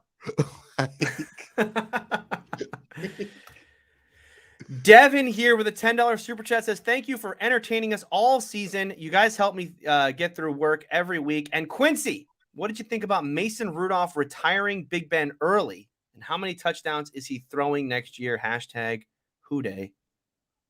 Not sure I get the reference to Mason retiring Big Ben. Well, I mean, they obviously needed Big Ben to retire so they could put in the big guns so and Mason Rudolph. Get him out of the way. You know what I mean? Yeah, they needed to see what they got in Mason Rudolph there. I love that we're getting Mason with the gloves off now. Gloves off, Mason. He said, oh, it'd be great not to have to go. He said, what did he say during his press conference? He said, not to worry about stepping on toes. Stepping on toes. That's right. Not going to have to step on any toes anymore. We're going to have an unfiltered Mason Rudolph next year. Ooh, cool. Boy, I cannot wait for that. Cool. Yikes. There's a Myles Garrett joke in there I'm not going to say. Yeah, no. Leslie here with a $5 super chat says, you two are dead on the Twitter stuff. Y'all got me cracking up. Hashtag Who Day. Yeah. Appreciate that. New Mexico, $5 super chat. Will the AFC North group watch the Super Bowl on the couch? Well, I don't think any of us are going to be there in person. Although, I don't know. By the way, New Mexico Rays, man, you had a better joke in there with that. Will the AFC North group watch the Super Bowl at home with Baker Mayfield? There you go. A little BASF. Got to upgrade it. We don't make a lot of jokes. So when you troll, because I think he's a Steeler fan or a Bengal fan or something like that. Steeler fan, yeah. New Mexico Rays is a Steeler fan. Oh, yeah. So when you trolling Browns fans, you know what I mean? Look, because sometimes some of these Browns fans deserve to get trolled, especially the ones that are like, I'm riding with 6. No questions about it, baby. Don't even question it. Yeah, next time you see one of them, give them that one. I'll give you that game. I'll sabotage this. This toxic Twitter behavior. Going back to this tweet, I mean, if the reference here, obviously, I'm not sure that Ace is going to make it out to LA for the Super Bowl, but I mean, maybe. I mean, if they make it, I mean, my goodness. But I mean, as far as the question is, bankrupt, man. If they keep going, I mean, exactly. We got to save him from himself. But if the question here is, will an AFC North team make it to the Super Bowl? No. Ooh. No. Ooh. Sorry. Wow. They're going to put that in the video. They're going to put that in the video. That's you in the next video. I've got another cut up. Another cut up coming. Here we go. See, last time it was just me and you on the video. Mm-hmm. You got put in a video that was not my video. So this is how you end up on videos. You got to read. You got to read that. Here's the thing. You got to denounce what you just said, because if you don't, the Bengals are going to go to the Super Bowl. If you think that when the Titans win this weekend, if I'm not playing that video back on the show to prove that I was actually right, it just took a little while. Oh, you're dead wrong. It was loaded. Dead wrong. It was loaded. Heel Tony's coming back Tuesday, Monday, whenever it is. We could do it Sunday night or Saturday night if y'all want to. Okay, I'll be on here, Bengal fans. Okay. I'm going to play that video back for you so I can show you that I was right. It just took a little while. What Bengals fans need is a little bit of patience. Last time I did this Bengal fan rant, it blew up in my face. I'm telling you, don't do it. Wiser. Come on. I have made these mistakes. I feel like the veteran in the locker room talking to the young blood. Look, man, I done did that one before. You don't want to do that one, young blood. I'm just saying, listen, all I'm saying to Bengals fans is, as a second-year quarterback, I expect that if Joe Burrow, in the words of Sonny, if he's that dude wins a Super Bowl in his second year from experience. Did Ben win the Super Bowl in his second year? He did. He did. He was carried. Well, he was definitely. Okay, well, yeah. I mean, Joe Burrow. Listen, Joe Burrow only has the best rookie wide receiver we've seen in a generation, and a great wide receiver core and a top 10 defense. But he's not carried at all. No. Are you saying he has no weapons? Joe Burrow's carried? Are you saying Joe Burrow's carried? I'm saying he's doing. No. I'm saying I agree with you. He's doing it all himself. He doesn't have the best wide receiver group, maybe in the entire league. Certainly in the best in the division, and probably the best in the AFC as well. He doesn't have that. No. He doesn't have that. He doesn't have a runner who everyone says top 5, top 10, right? Who ran for top 5, is 1,200 yards this year. Doesn't have that. Doesn't have a top 10 defense. They don't have these things. Oh, and then a kicker that everybody wants to put. All Bengals fans want to tell us he's with Justin Tucker. Now that one's eventually, right? That one's gonna blow up. This kid, right? No. McPherson's good. McPherson's like real good. He just bombs 50 yarders every. How do we scout it? How do you know if the kicker's good? How are we scouting it? Because all he does is bomb 50 yarders. All he does is bomb 50 yarders. All he does? Okay. All right. Yeah. He's due to miss one. Now he's due. You did that to him. I didn't do that. You did that to him. True. All right. I apologize for nothing. The more you compare kicker to, there's a reason why Pittsburgh fans have had the second best kicker in the league for a long time and have never said Chris Boswell better than Justin Tucker, because they know the curse. They know once you start comparing him to Justin Tucker, that dude misses like 3 field goals, right? Remember when Browns fans were jokingly, Zach McLaughlin, he's as good as Justin Tucker, man. He made a 62-yarder. What Zach McLaughlin do for the rest of his career? Nothing. He missed all of his field goals. He went like 42% or something like that. Just something ridiculously bad. I'm just saying, man. They like him. Look, we'll see. We'll see, man. We'll see. We will indeed see. All right. John here with a $2 super chat says, Reader, Hill, Kerr, and Shelving. Of course, this is reference to who are the healthy Bengals defensive tackles. And the big name there is they have DJ Reader. And DJ Reader is their run stuffer. He's the guy that clogs the middle. He's going to be the key to stopping Derrick Henry this week on that defensive line, not Larry Ogunjobi. All right. It's gonna be funny if like Derrick Henry does go off, and then like to hear Bengal fans unironically be like, man, if we had Larry that game, it would have been a different story. And I'm telling you, like, he would have went off for 300. He would have went off for 3. I've been there with Larry. I love Larry. Larry can give you a lot. Larry's a great dude on third down, but 2nd and 10, Larry can cause problems. Eclectic Tyrone here, $5 super chat says, I had to stop following Ace because tweets kept showing up in my feed like the Bengals are in the middle of a dynasty run after one game. And again, I think this goes back to the idea that like Ace got very angry the other day at the Locked On Titans guy. They were going back and forth. And yeah, the Bengals fans feel very good about this team right now. And I mean, they should though. No, they I mean, really should. No, like, honestly, like they should feel very good about a lot of this means, but they should really feel really good. Yes, like they have a good enough defense, right? I've always talked about top 15 defense is really all you need when you have a top tier offense, and they definitely have a top tier offense. Oh yeah. And it's like the only team you think can keep up with them points wise if it comes to a shootout that's in the playoffs right now is what, Kansas City? Like I don't think anybody realistically thinks the Tennessee Titans can keep points up with them. Maybe with Buffalo, it's like I don't know. At times they can, but like I would trust that Cincinnati could do it more consistently with them. Yeah. Like they're very they jump up and down. So it's like you're in a prime spot to be honest with you. Like you beat the Titans here. If you get the Bills in the AFC Championship, I might have to bet some money on the Bengals making the Super Bowl. All right. Okay. I'm just saying the odds are going to be good on that one for the money line. You're not going to get the Bengals. Yeah, no, the line on that game. I mean, if you take the spread from the Titans right now, and then you kind of extrapolate what it would be from the Bills, it would be like you would be getting points, a lot of points. It would probably be like Bills by 6, 6.5. So yeah, it will be favorable on your side. All right, Diddy here, $2 super chat. Rudolph and Haskins both want to start. Yes, please. They both want to start. See if that actually happens. Again, if that happens, Tankathon 2022. Here we go. Y'all need to go out fun, man. Put in Haskins. Just I, put in I Dwayne. I don't hate it. He's very, very bad. I mean, look, people forget about Haskins. Worst quarterback in the National Football League over his first 2 seasons. And go back and watch no one's going to do this, but if you want to watch some really hilarious game tape, I started to do this the other day and then I gave up because it's like, why am I doing this? Dwayne Haskins is not good. I already knew that. But I watched the preseason game that he started against Carolina. Dwayne Haskins, long way to go. Long way to go. All right. Rowdy Every Lap, $5 super chat says, wouldn't it be in the Browns and Steelers to tank in 2022 so they can draft CJ Stroud or Bryce Young to get a real franchise quarterback? For the Steelers, it might make sense. For the Browns, it really doesn't. You can't. Yeah, the Browns can't tank yet because they have too much talent. Well, they have too much talent in the middle of their contracts too. Yeah. Like, so it'd be or middle or end, right? Because what you got 1 year left of Denzel Ward before the 5th year. Yeah. If they took the 5th year, right? Well, that would be Denzel's 5th year option. Yeah, this is kind of why I don't think they're just going to stand pat at quarterback. I don't think they can afford to just, go out. For the Steelers, I think tanking is an option, but I mean that defense. Look, Mike Tomlin is too good a coach to potentially get you anywhere close to Stroud or Bryce Young,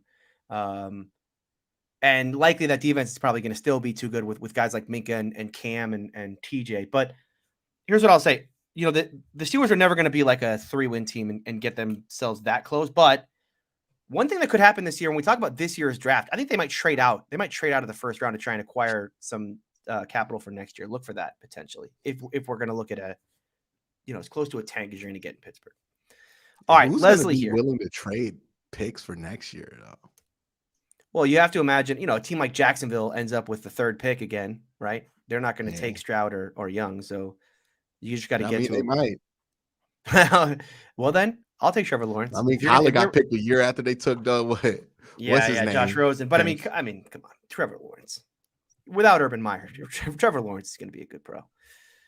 Leslie. Yeah. Leslie here with a $5 super chat says, Mike Daniels is a practice squad player. The only change is BJ Hill starts for Ogunjobi. We get Tupou back as well. There you go. Tupou coming back as well. And I think Mike Daniels. This is why I'm saying the run defense is probably going to, not that Larry Ogunjobi doesn't add anything. He clearly does as a pass rusher, but BJ Hill getting extended snaps with Tua Topo back. And then you have DJ Reader in there. It's probably going to be better off for your run. That's probably what they were going to go into this week anyways when it comes to run defense. Play under review, $2 super chat says, no one cares, Eclectic Tyrone. Oh, I see. This is about he said something disrespectful. No, Eclectic was like, I had to follow Ace, I think. Is what he said. Oh, he unfollowed Ace or something. Yeah. But again, it's Twitter. If you don't like the trash talking on Twitter, Joe Smith, $5 super chat. Watch this show where we never talk trash about each other. No, never. I'm always very respectful to the other teams, especially when the Steelers sweep them. Joe Smith with a $5 super chat. Rooting interest left for you, Q and Tony. I'd like the LA Rams to win it.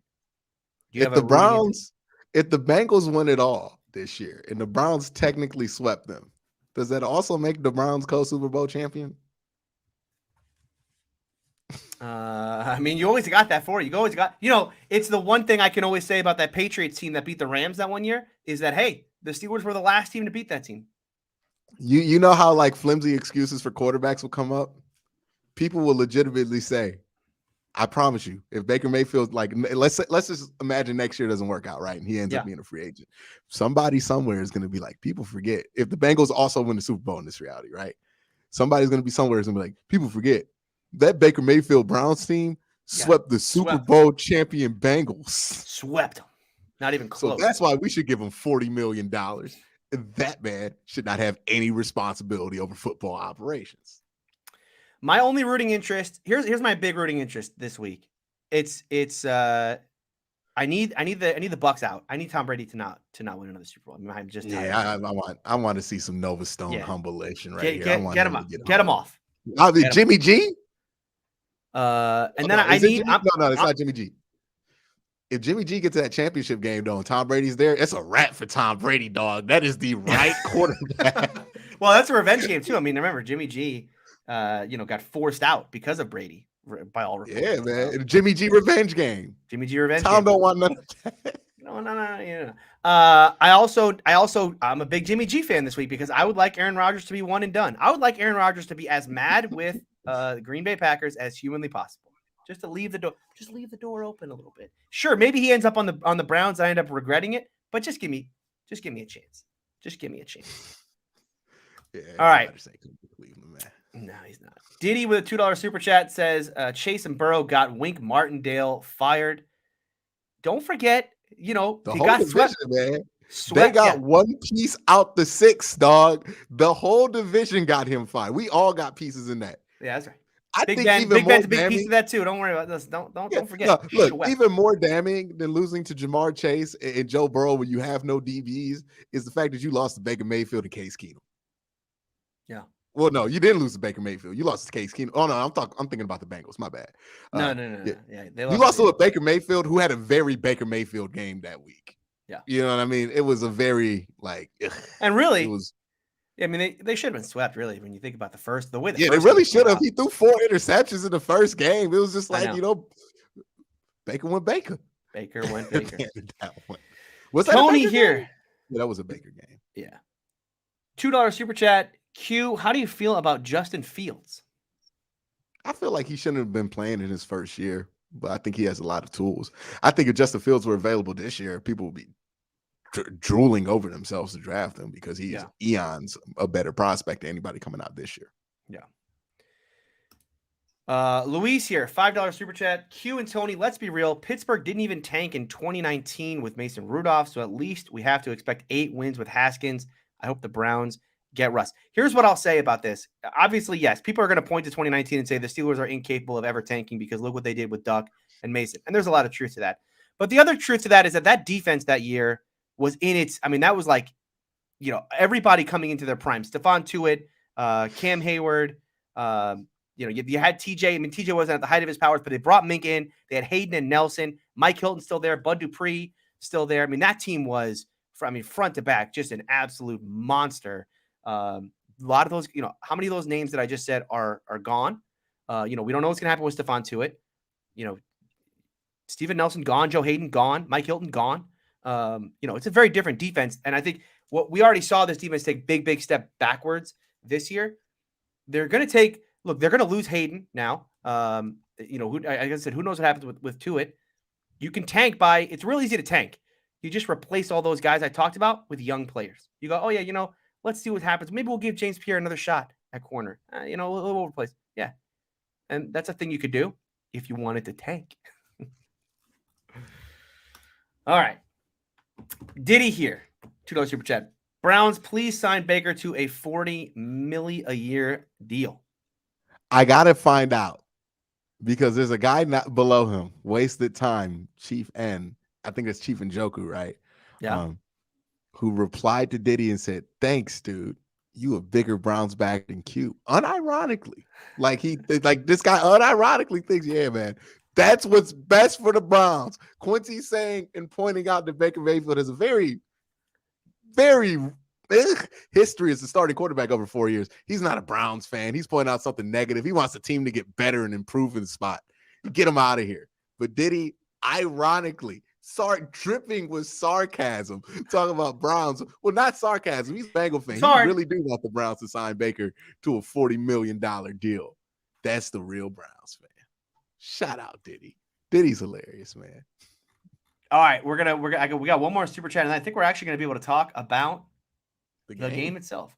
Ray Rags, $20 super chat. Appreciate that. The Browns played in what could be called the first attempt at a Super Bowl when the AFL and NFL merged to make the AFL look bad. The AFL champion Browns played the NFL champion Eagles, and the Browns ran them off the field. That was the Browns' first game in the AFL. Oh, the AFL. The Browns and Steelers moved over, yeah. Yeah, and then, they but it wasn't called the Super Bowl, and it was a different season too, so didn't nobody care. All right. That takes us through all the super chats. Really appreciate everybody. And again, you can still write in. We will read everybody's super chat here on this show, but we're going to get to our preview of this game. We'll start with Sonny because Sonny sent us Sonny's not feeling well today, so he's not going to make it. He did send us his prediction. It was short and sweet. He said that he has the Bengals by a touchdown, and then he added in after that, F the Titans. Because as we all remember, before the Bengals and Titans went at it. The last 2 seasons were all about the Titans and Ravens going at it. Yeah, of course, what was it? 2 years ago, the Titans went into Baltimore, shocked the world with that win. And then last year, the Ravens, and then last year they had that regular season game, everything at midfield and all that. Oh yeah, they had a nice little rivalry. Oh They- yeah, they- yeah, yeah. Remember Derrick Henry stiff arm Earl Thomas out the Oh, NFL? out He ain't the been back league. since. Where's Earl Thomas been since that game? The league. Oh, there's another joke there. I'm not going to make it. It's a family man. The yeah. So now so anyway, going back to that to Sonny's prediction, Bengals by a touchdown, and he does obviously Sonny, no fan of the Tennessee Titans, would love to see them out of this one. All right. Before we get By the way, Titan fans, if you in here, man, like what gives you the confidence after you lost to the Bengals last year when you were much better than the Bengals last year? Like at home, mind you, right? This is at home. They lost that game in Nissan Stadium, right? Whatever they call it. Yeah. The Titans, they got beat by every single team in the North last year. Yeah. And then they got beat by the Steelers this year, who everybody was laughing about how they shouldn't have been good enough to make the playoffs. They beat you. Number 1 seed. Steelers beat the number 1 seed. No, yeah. You beat the 1 seed. The Browns might end up sweeping the Super Bowl champions. We're the real winners here. All right. All right. Let's get to Ace's prediction here because that's what everybody wants to watch. And we got so many Bengals fans in chat today. Really appreciate 300 of you watching right now. Hey, do us a favor before we play Ace's prediction here or his thoughts on the game. I need everyone, all the Bengals fans, I need you to like the video. Like the video, and if you're not subscribed, subscribe to it so you make sure you get notified. You can hit the bell as well. You get notified when we go live. We do this show every week, and we will continue to do that throughout the offseason, although we may take the month of February off. So now that everyone's already as long as everyone's liked the video and subscribed, let's get on with Ace's prediction here for this football game. Back that up. Who Dey Nation, we're here. This is the path that I wanted us to be on, and we're heading into Tennessee into this one. And this is the path that I want. You know, when you talk about the playoffs, it always comes down to the quarterback. And heading into this matchup, I feel like the Bengals have the advantage against the Titans in the quarterback area, right? This is the thing. Games are about matchups. Obviously, there's home field advantage. But the one thing that I like about the Bengals in this game is that the Titans, they're somewhat balanced, but for the most part in the playoffs, they are a one-dimensional offense. They try to run the ball. Obviously, we know that Derrick Henry is coming back. They're going to try to establish their will and run with Derrick Henry. I like that. You know why I like that? Because we all know that the Bengals defense is very good against the run. Now, there's going to be a lot of people talking about the Raiders game, and I get it. It makes sense. Like, let's look at the last sample size. But when you look at that, the Raiders game, in my opinion, is invalid because the Bengals weren't trying to stop the run in that game. The Raiders are a passing team. That's what they do. That's why majority of the game we were in the nickel package. There's a difference between when you're letting somebody establish the run versus limiting the run. And the Raiders, with them being a pass team, that is why they tried to hone in on Darren Waller and Hunter Renfrow. So Josh Jacobs, to me, is irrelevant. We already know that there's only been 2 running backs that have really been able to impose their will with Nick Chubb and Aaron Jones. Everybody else has had an issue doing that. Now, I'm not saying that the Bengals are going to completely shut down Derrick Henry, but I think it's a tall order to expect Derrick Henry to, number one, get 30 touches based off of the injury that he had where he's clearly favoring his right foot, and then expect that is just going to all be on 6 yards per carry. I don't think that that's going to happen. I think that he's only going to get 20 carries in this game.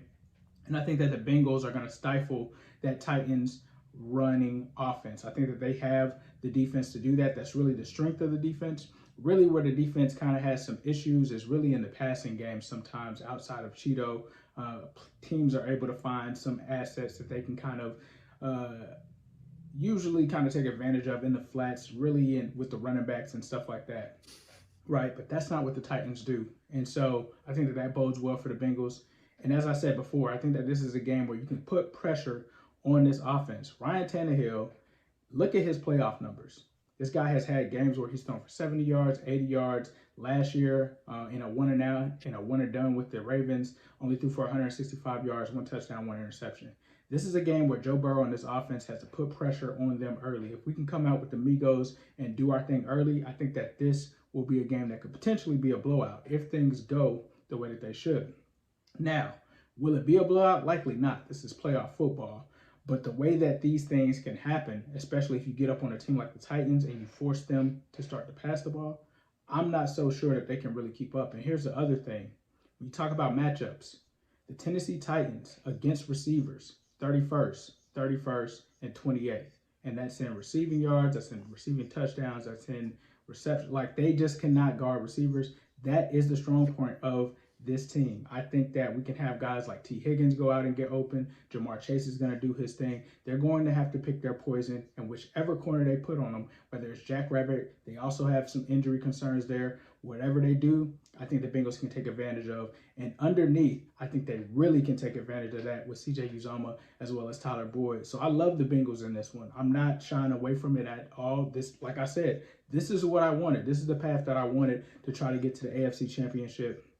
I'm going to take the Bengals here. I'm going to take the Bengals by 7. I think it could even be 10, maybe even more than 10, depending on how this game goes. But this is a game where you have to come out, start fast, because the Titans are also a team that starts slow, establish ourselves, shut down the run, take advantage of any opportunities, and also try to force some interceptions and fumbles. These running backs for the Titans, they will fumble the ball. Deontay Foreman will give it up to you. Hilliard will give it up to you. So I think that the Bengals are going to make that play, and I think Joey B is going to be the X factor. And I think if we get into some kind of shootout, Ryan Tannehill is not going to be able to keep up with him. I love my chances against Ryan Tannehill, and I love the Bengals in this one. And so I'll be tuning in. Thank you guys. And as usual, I'll leave you guys with a who day, all day, every day, especially on Saturday. Let's get it. All right. He don't got no fear of them Titans at all. He is None. He is pretty like, yeah, y'all know what this is. Yeah. Y'all know what time it is. And it does feel like that's what the energy is going into this game. It certainly does. It certainly does. By the way, I want to mention we did a Patreon show earlier this week. For those of you who aren't our Patreon, who have already subscribed to our Patreon, really appreciate everybody who supports the show, whether it be through Super Chats here or via our Patreon. We talked about all the games there. We talked about all the other games around the league, previewing each one. You can check that out by going to our Patreon. I believe there is a link in the description of this video. Q, let me get your thoughts on this game. Obviously, Sonny, very confident the Bengals are going to win this one. You just heard Ace. Of course, Ace, very confident in this football team. Are you as confident as they are about the Bengals coming away with a W in Tennessee? I think they should. I think everything lines up for him. If you look at what the one wild card is, I forget the guy's name, but he's number 7 now, right? He's their new running back that they got in. Donta Foreman. How did I forget about him? But he's actually really good at running up the middle. Now, I don't know if that middle hole is going to be an issue there, but that's who they usually like to go on those like 3rd and short situations, or at least that's who they've gone to. Yeah. And he's had real success doing that in the last few weeks. He could end up being a factor in here as well as Derrick Henry. Again, Derrick Henry is one part of this equation. I think also you can kind of blind yourself by just focusing on Derrick Henry, because in past years, that's all they've really had. They got 2 running backs there in Tennessee. So that is something to watch out for. But if they cannot get a stupid run game going, I don't see how they keep up points with Cincinnati, right? Yeah. Like that's the big thing with me. How do you keep up points? And if that strategy requires you to run for like 300 yards, I'm just not inclined to think that that's going to be the winning strategy, right? It could happen, obviously, but I think the odds are in the Bengals' favor. I think the Bengals probably going to win this game in that comfy. It's going to be like last week where it might end up being close, but I think it's going to never feel like the Bengals lost control of this game. Yeah. See, and it certainly feels that way to me as well. I mean, I looked at the line for this one, talked about this in that Patreon episode. Boy, the line for this game is it's real strange. It's Titans by 3.5. When I feel like I would almost bet this game if the line were the opposite. Maybe not 3.5, but if it were 2, if this were Bengals by 2.5, I would certainly take it. 3.5 feels like free money. It almost feels like that line got set because of like chalk and just like flat unawareness. Like I don't think No, but here's the I thing: don't it's know moved. how aware people are, and then, like, no disrespect, Cincinnati. I don't know how aware people are of what Cincinnati has been having there the last few weeks, and they just look at the bet sheet. They go Titans 1 seed, Cincy 4. Oh yeah, Titans, right? But I don't think people have thought about that one because it doesn't make sense if you think about it. Yeah, I agree with you, but the line actually started lower. The line started where I think it should be, which is, I mean, not where it should be, but it started with, essentially the Bengals were favored by a half point. It was Titans by 2.5, but it's in Tennessee. So, you get 3 points for a neutral, or 3 points for a home, for the home team. And then you take a half point off of that, and it's moved from 2.5 to 3.5. So clearly I think, that people feel strongly that the Titans are going to win this game. Like you said, maybe it is just a kind of, hey, it's a 1 seed thing, but I don't know. The problem I have with this game is that it's not like people are going to this game like, oh yeah, Titans 1 seed, baby, man, they were a juggernaut all year, right? Who's saying that? Yeah, nobody really believes in them. Yeah, no one believes in the Titans. I agree. Let's get some super chats here, and we'll continue this discussion. Ray Rags with a $5 super chat said, have the Titans and their fans started things with every AFC North team over the last 3 seasons? And it's always ended in embarrassment for them. They haven't started anything with the Steelers in a while. They started stuff with us back in 08. They never beat the Steelers recently, right? Because the Steelers beat them the first when y'all played them last year, and y'all beat them this year. When they had a chance to talk anytime they've had any. I don't know why they're talking about the Bengals. They haven't beat the Bengals, right? Like, yeah. But like with the Browns, oh yeah, they were talking all that stuff. 2019, they were trying to dunk on the Browns and the Ravens that whole year. They were running amok with their mouths, and then they got shut up in 2020, and I've never heard from them again. Yeah. Speedy Bird here, $5 super chat says the Titans are so scared they changed their ticket policy. If you haven't heard this one, this news story I've ever heard in my life. Yeah, if you haven't heard this one, they're changing the policy so that you can't resell your ticket to a Bengals fan. That's crazy. How would they even know? It's a sign. Yeah, I don't know how they're going to enforce that. It is. I think maybe it's like Bengals area codes or whatever. Well, it's just like. It's one of those things that, like, I don't know who thought that would be a good PR move, because one, it's unenforceable. It's not really enforceable. Like, they have resale bans on everything, but you can sell that ticket to whoever the hell you want, right? The second thing is, like, what's the point of saying that? Like, you're just gonna rile up the other fan base. Like, were they trying to sell tickets? Did they have an issue selling tickets and they wanted more Bengal fans to try to buy tickets? So they did that to rile up Bengal fans? I mean, I think that this is certainly, if I was a Bengals fan, this would be like a badge of honor, right? The fact that this kind of shows you how enthusiastic Bengals fans are about this game, that there was a real chance if Tennessee felt like, look, if we don't put a policy in here, this stadium, I mean, it's maybe not going to be 50-50. But look, I was just at that game last week. It was 70-30. There were a ton of Steelers fans. When TJ Watt scored that touchdown, it wasn't, that wasn't a quiet stadium by any stretch, because there were so many Steelers fans there. And I'm sure that for Tennessee, who's trying to celebrate, their 1 seed or whatnot, their second home game, a home playoff game in a row, they're trying to celebrate that with a packed house full of Titans fans and don't want Bengals fans around. But again, if they sold enough tickets to Titans fans, they wouldn't have to worry about it. What are they gonna do? Kick you out if you show up with a Bengals jersey? Like, well, how can they enforce that? Yeah, I mean, this is the problem, I think, with kind of modern, the way that they do ticketing now. It's like, tickets become almost an investment for certain people, where you're buying a season ticket and then you're just reselling them all for a profit, especially games like this. And so, yeah, I mean, it's like, when you can't control what resellers do on stuff. I know. Like, there's no way of control. They could always do it coming out with this. They could always do it like they do. It almost feels like a fake story that it would be such a dumb PR move to do. Yeah. You know what I mean? Like, and I'm with you. It is very like, when we think about American sports, I mean, it's just not how we do it, right? We allow the commingling of fans. You know where they don't? In England, in Premier League soccer, because people die over that. Oh shit yeah, I mean, they're crazy. Yeah. I mean, like, the trash talk on Twitter is crazy. Yeah, you think your team's fan base is toxic? Yeah. Well, I think Roy Wood Jr. had a funny joke about it. It was like, see, people think football fans in America are crazy. Imagine if, like, you lost to a country you hate, like, or at war with. That's what happens in the Premier League. Yeah, that's why that exists. Exactly. People, like, they have death statistics about, hey, man, less people died this year than last year. If somebody died at an NFL game, that would control, like, if one person died. people just die every year at these Premier League games. Dude. I don't know if they die every year, but there's violence at these games from time to time, and it's why they have to have like security guards down the road. I mean, there's an away section, right? So there's an away section where that's the only section where they can be, and then there's like security guards there. They're throwing things, they're yelling things at each other. Generally, there's not fights because there's so much security there. But I think one of the things in England that's different is, here, right? We had the guy write in a couple weeks back about the Ravens. I guess I'm going to go watch the Orioles now. They don't really have in England. There is no secondary sport, right? I mean, I know like darts is big over there, but it's like not like we're going to go watch dart season now, right? I mean, when soccer season is over and your team is out, your team is just out.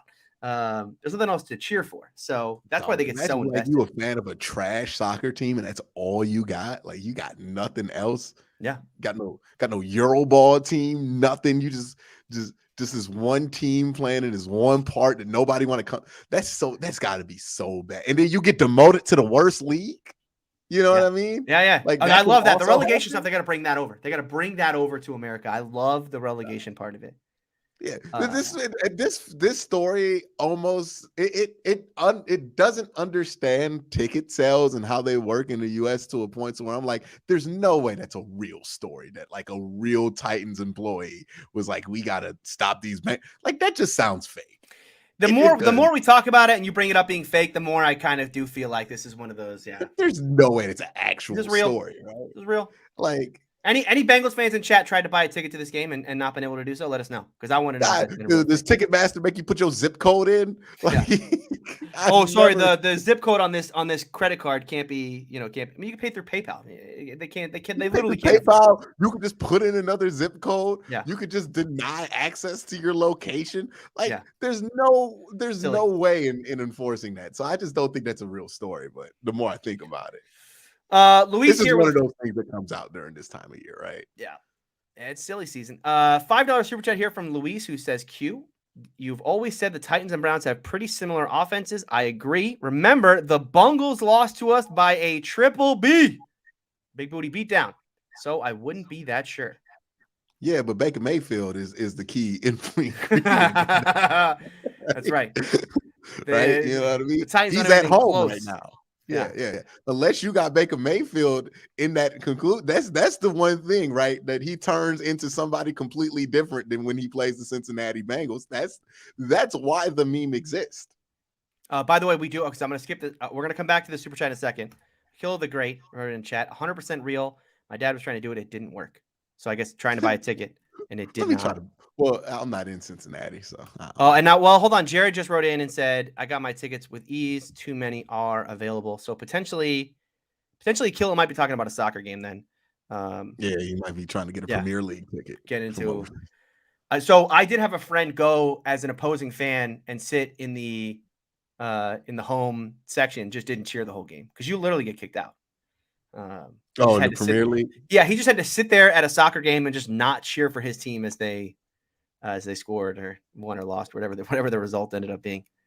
What happened that made such a strict like there must have been a. Oh no, you talk about deaths. I mean, you're not wrong on the death thing. It just hasn't happened recently. Yeah, I was about to say like there had to be like a legitimate riot that was caused that would cause such an extreme policy to be. There have been real tragedies at some of those games.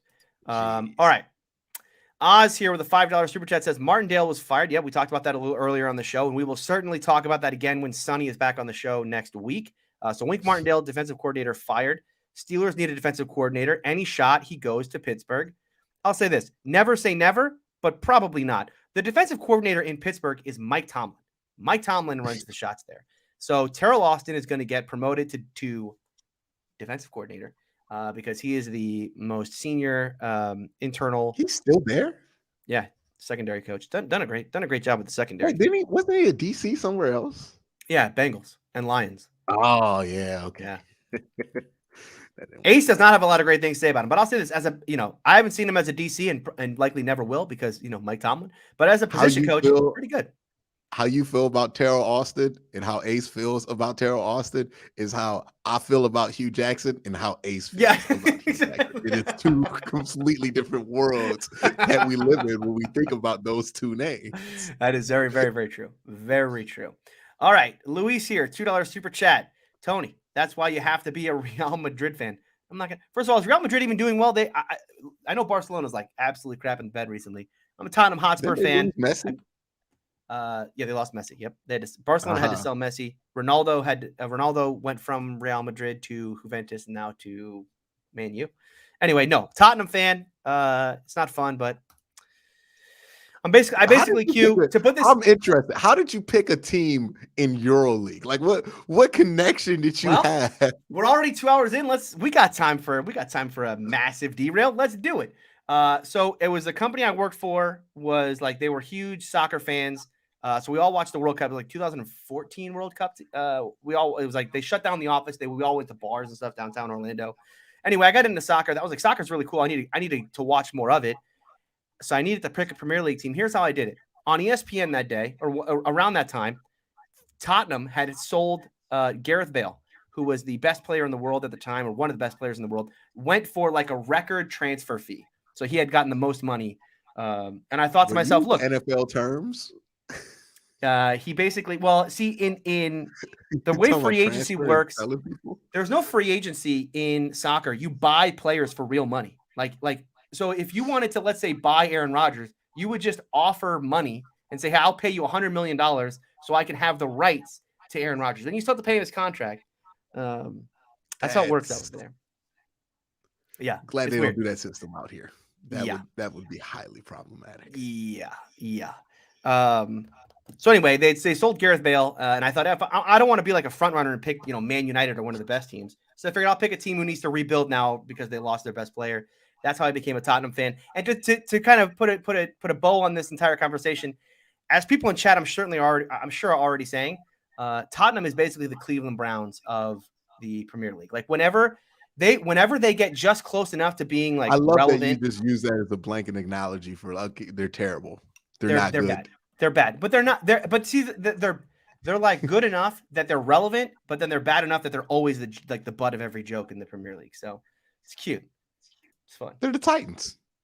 And Titans is another one. But they're more the Browns. I mean, they're the Browns.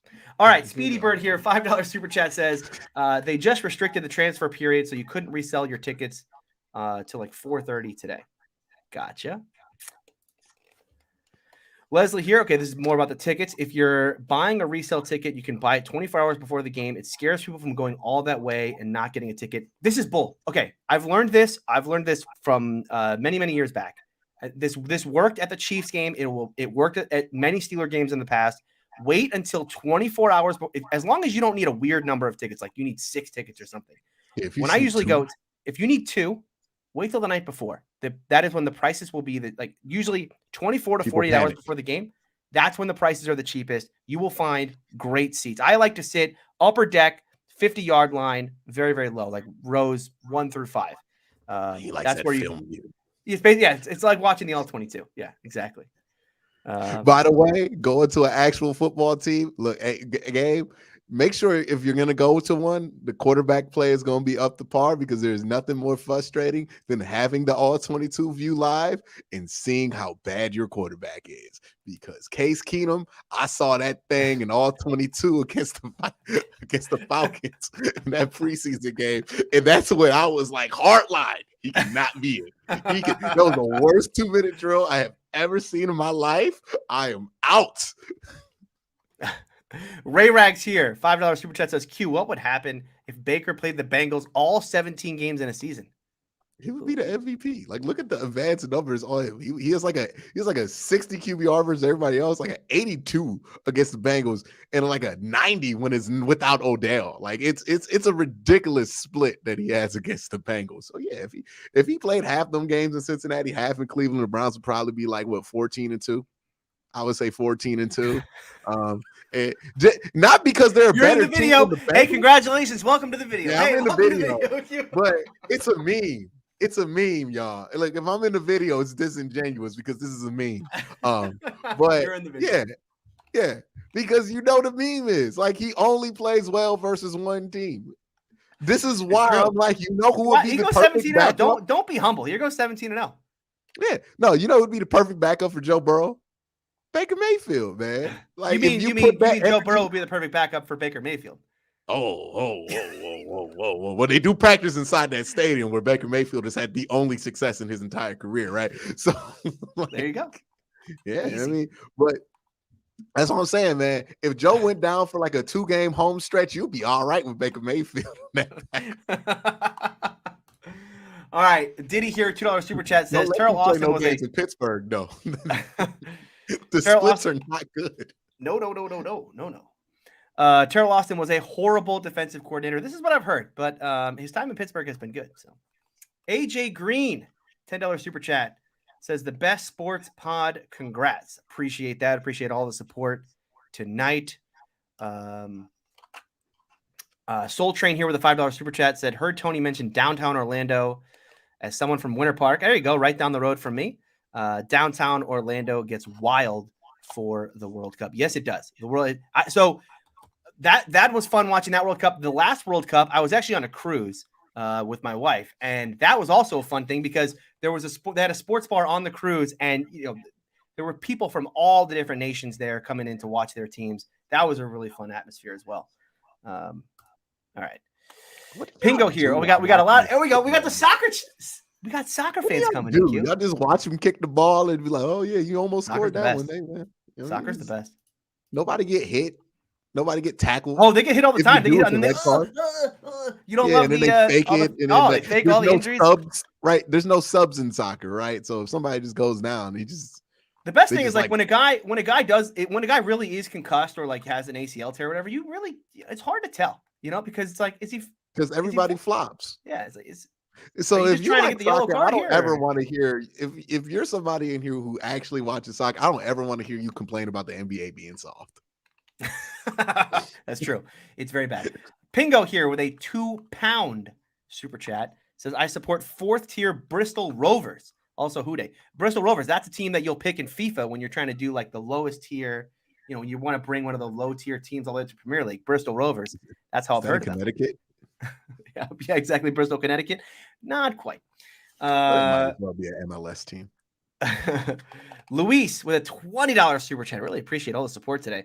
I have been to a Real Madrid game in Spain and a Browns game in First Energy. We beat Drew Brees back in 2014. The atmosphere in Cleveland was way more electric. That's when I fell in love with football and the Browns. That's cool. That was the year that the Browns, man, they started out 7-4. We signed Paul Kruger. We thought we was on our way to better things. Had Kyle Shanahan on that team, the hometown destroyer of Hoyas, Brian, on the team as the quarterback. Draft day had just came out. We had just drafted 2 first-round picks, let alone they were Justin Gilbert and Johnny Manziel. But we had just had 2 first-round picks, and Josh Gordon was fresh off the greatest season we have ever seen a wide receiver have in Cleveland Browns history. And it did not end well. It started great. The middle was cool. We beat Cincinnati on Thursday night. We was like dunking on that grave, and we thought we were ready. And then Alex Mack got hurt, and then the whole season went to Dukes. Yeah. All right. So we're through the super chats. Let me get all right. So we've done pretty much everybody's prediction except my own. I'll say this. I'll start by saying this. I said this already on the Patreon show, but I'm betting the Bengals in this game. There were 2 lines in this run or in this round that I thought to myself, like, this is free money.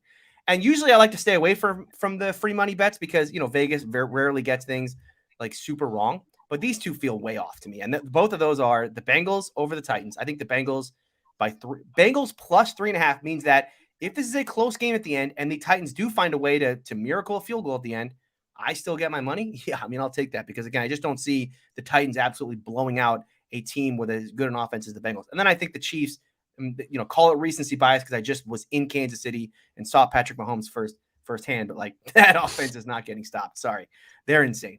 Could you imagine being Cliff Kingsbury and watching that every day in practice and being like, nah, man, you gonna go running back screens. Yeah, he's not good. Here's the thing though about this with a Big 12 with Going back to this Bengals Titans line for a second, because again, I would bet this all the way to Bengals minus 2.5, meaning that I think the line on this game is like 5 points wrong. Vegas doesn't get things 5 points wrong, and so I was talking about this on the show the other day, and I went and looked into the actual. I wanted to dig up some reasons why in the world would Vegas have the line here at Titans by 3.5. Titans are going to win by more than a field goal. Here's what I dug up. I think that so much about Derrick Henry and the Titans offense and all that has been, everybody's talking about that, but I don't think that's the storyline of this football game. I have a feeling in my heart that there's no way this Titans offense can keep up, but maybe they don't have to, because if you look at the other side of the ball defensively, I know when people talk about this kind of, they're going to get pressure on Burrow and all of that. And then, the Bengals fans will tell us, no. The way Burrow and Jamar Chase are playing right now, they're uncoverable. Here's one thing I looked up. You look at this front: Simmons, Autry, Landry, and Bud Dupree. The Titans are a team that do not blitz. Like they have rushed for, I believe, the third most in the league. Right? They do not blitz. They're going to rush for the entire game. Who have the Bengals struggled with to score points? When were the games this year when the Bengals had their worst offensive outputs? Right? You would say probably like the Niners game was a tough one. The second half of that one, they kind of got going. The second half of that game, the Packers game, certainly. The Browns game, for sure. The Bears game, yes. Those are all zone action teams, aren't they? All four of those teams are teams that do not blitz. They are all in the bottom 7, I believe, in blitz percentage. Those are all teams that like to rush just 4, and that means that they're going to be able to sit back with 7 guys in coverage. Those are games this year. And the Raiders are in that discussion as well. And of course, we saw last week the Bengals were able to move the football but not punch it in.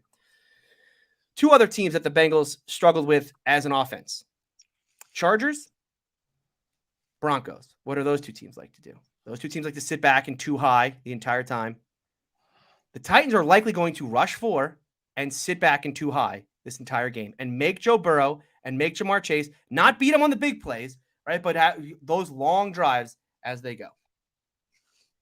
I'm not saying that the Bengals can't do it, but I now understand from a Vegas perspective why they think this game might be close. It's not because Derrick Henry is going to run for 300. It's because everybody who's predicting like the Bengals are getting to 30, which I'm predicting as well, and again, so I'm going to put money on the Bengals. That may not be the case. If the Titans have some quality players, not only in that front, I mean, Kevin Byard as a safety is very, very good. I actually like Christian Fulton too. Their corner on the outside, even though I don't think he's played particularly well just yet. He's a young player from LSU. I'm taking the Bengals to win this one. I'm going to bet this one for sure. But I understand why the line is where it is. And when I lose my money, at least I'll feel better about it on Saturday. So I think that's it. I think we got everything in here. We got all the super chats in. Thank you all a couple that came in during the predictions. Oh, we did. Yeah. We did get a couple. All right. 1 blue here. $5 super chat says, Tony and Q, tell us what your best case dream scenarios for a quarterback next year, and then tell each other why that won't happen. Burrow MVP. And this is very easy. You want mine first? It's Aaron Rodgers. Aaron Rodgers is the best case scenario. It's all fun and games, Cincinnati. It is all fun and games until Russ on the Browns. Well, too bad, because Russ is going to the Giants. So he's going to the Browns, bro. Well, Also, I don't know if he's coming to the Browns, but it's all jokes until number 3 and Sierra. If Russ comes to the Browns, I'm gonna take all this down. It's gonna be Sierra albums, Sierra singles, Sierra vinyls, and Russell Wilson jerseys. Don't they need a wide receiver? Like so they're gonna trade likely a first-round pick to get Russ. But next year's first-round pick. Not this year's. Next year's. No, yeah, not next year's. They're not going to take next year's. They're not going to take next year's. They're going to take next year's. They're going to take next year's. They're going to be good with Russ. You got a 13th pick right now. But they can use it to trade up for Bryce Young. No. They What's want this pick going to be worth right to them? now. What's this pick going to be worth to them? How are you going to get a wide receiver? You got to get a wide receiver to go with him. Who's he going to throw to? Garrett Wilson. Yeah. Garrett Wilson. What? We'll draft. There's going to be somebody in the second round. John mentioned. No, they're always. I mean, the thing about wide receivers, you really should take a wide receiver. Tore his Achilles. Yeah, we could. Oh, not his Achilles, his ACL. Jameson Williams, Drake London. It don't matter, bro. We gonna get somebody. You know who I've been watching? Barry always does. David Bell, the kid from Purdue. From Purdue. David Bell. It's a bunch of names, man. Somebody gonna be available in the second round, and it don't. And look, we gonna bring home Russ. We gonna get this all done, and then it's gonna be like the Stinker Bell meme. I'm gonna let y'all know we back up. We was down for a little bit, but we gonna be back up with Russ. I got a question for Bengals fans in chat. I just thought of this right now. Bengals fans in chat, over under 2.5 plays of 20 yards or more for the Bengals offense this Saturday, tomorrow. Over under 2.5. Want to see what they say. Russ with with Nick Chubb. It'd be like he giving him Marshawn again. Get out. Russ is washed, dude. Russ, you're basically getting Ben Roethlisberger. He's washed. He's washed. I would love to find out. I would love to find out just how washed he is. Ray Rags with a $5 super chat says, by just using his average against the Bengals in a 17-game season against them, Baker's season would be 4,233 yards and 51 touchdowns, 17 interceptions. Aaron Rodgers here. He is literally Aaron Rodgers versus the Bengals for no good reason. Now, 4 of those games are when the Bengals weren't really good. 1 of those games are only when the Bengals were good, right? Yeah. But still, the fact that it happened one time when the Bengals were still good, like, this split makes no sense with Baker Mayfield. And that's why it's the funniest split in football. By the way, not a single fan in chat has said under.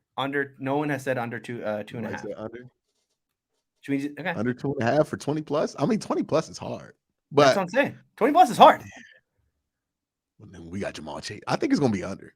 I still think they're gonna win, but I think they're probably gonna get like 15. I think it might be under, but I think they still win. Yeah.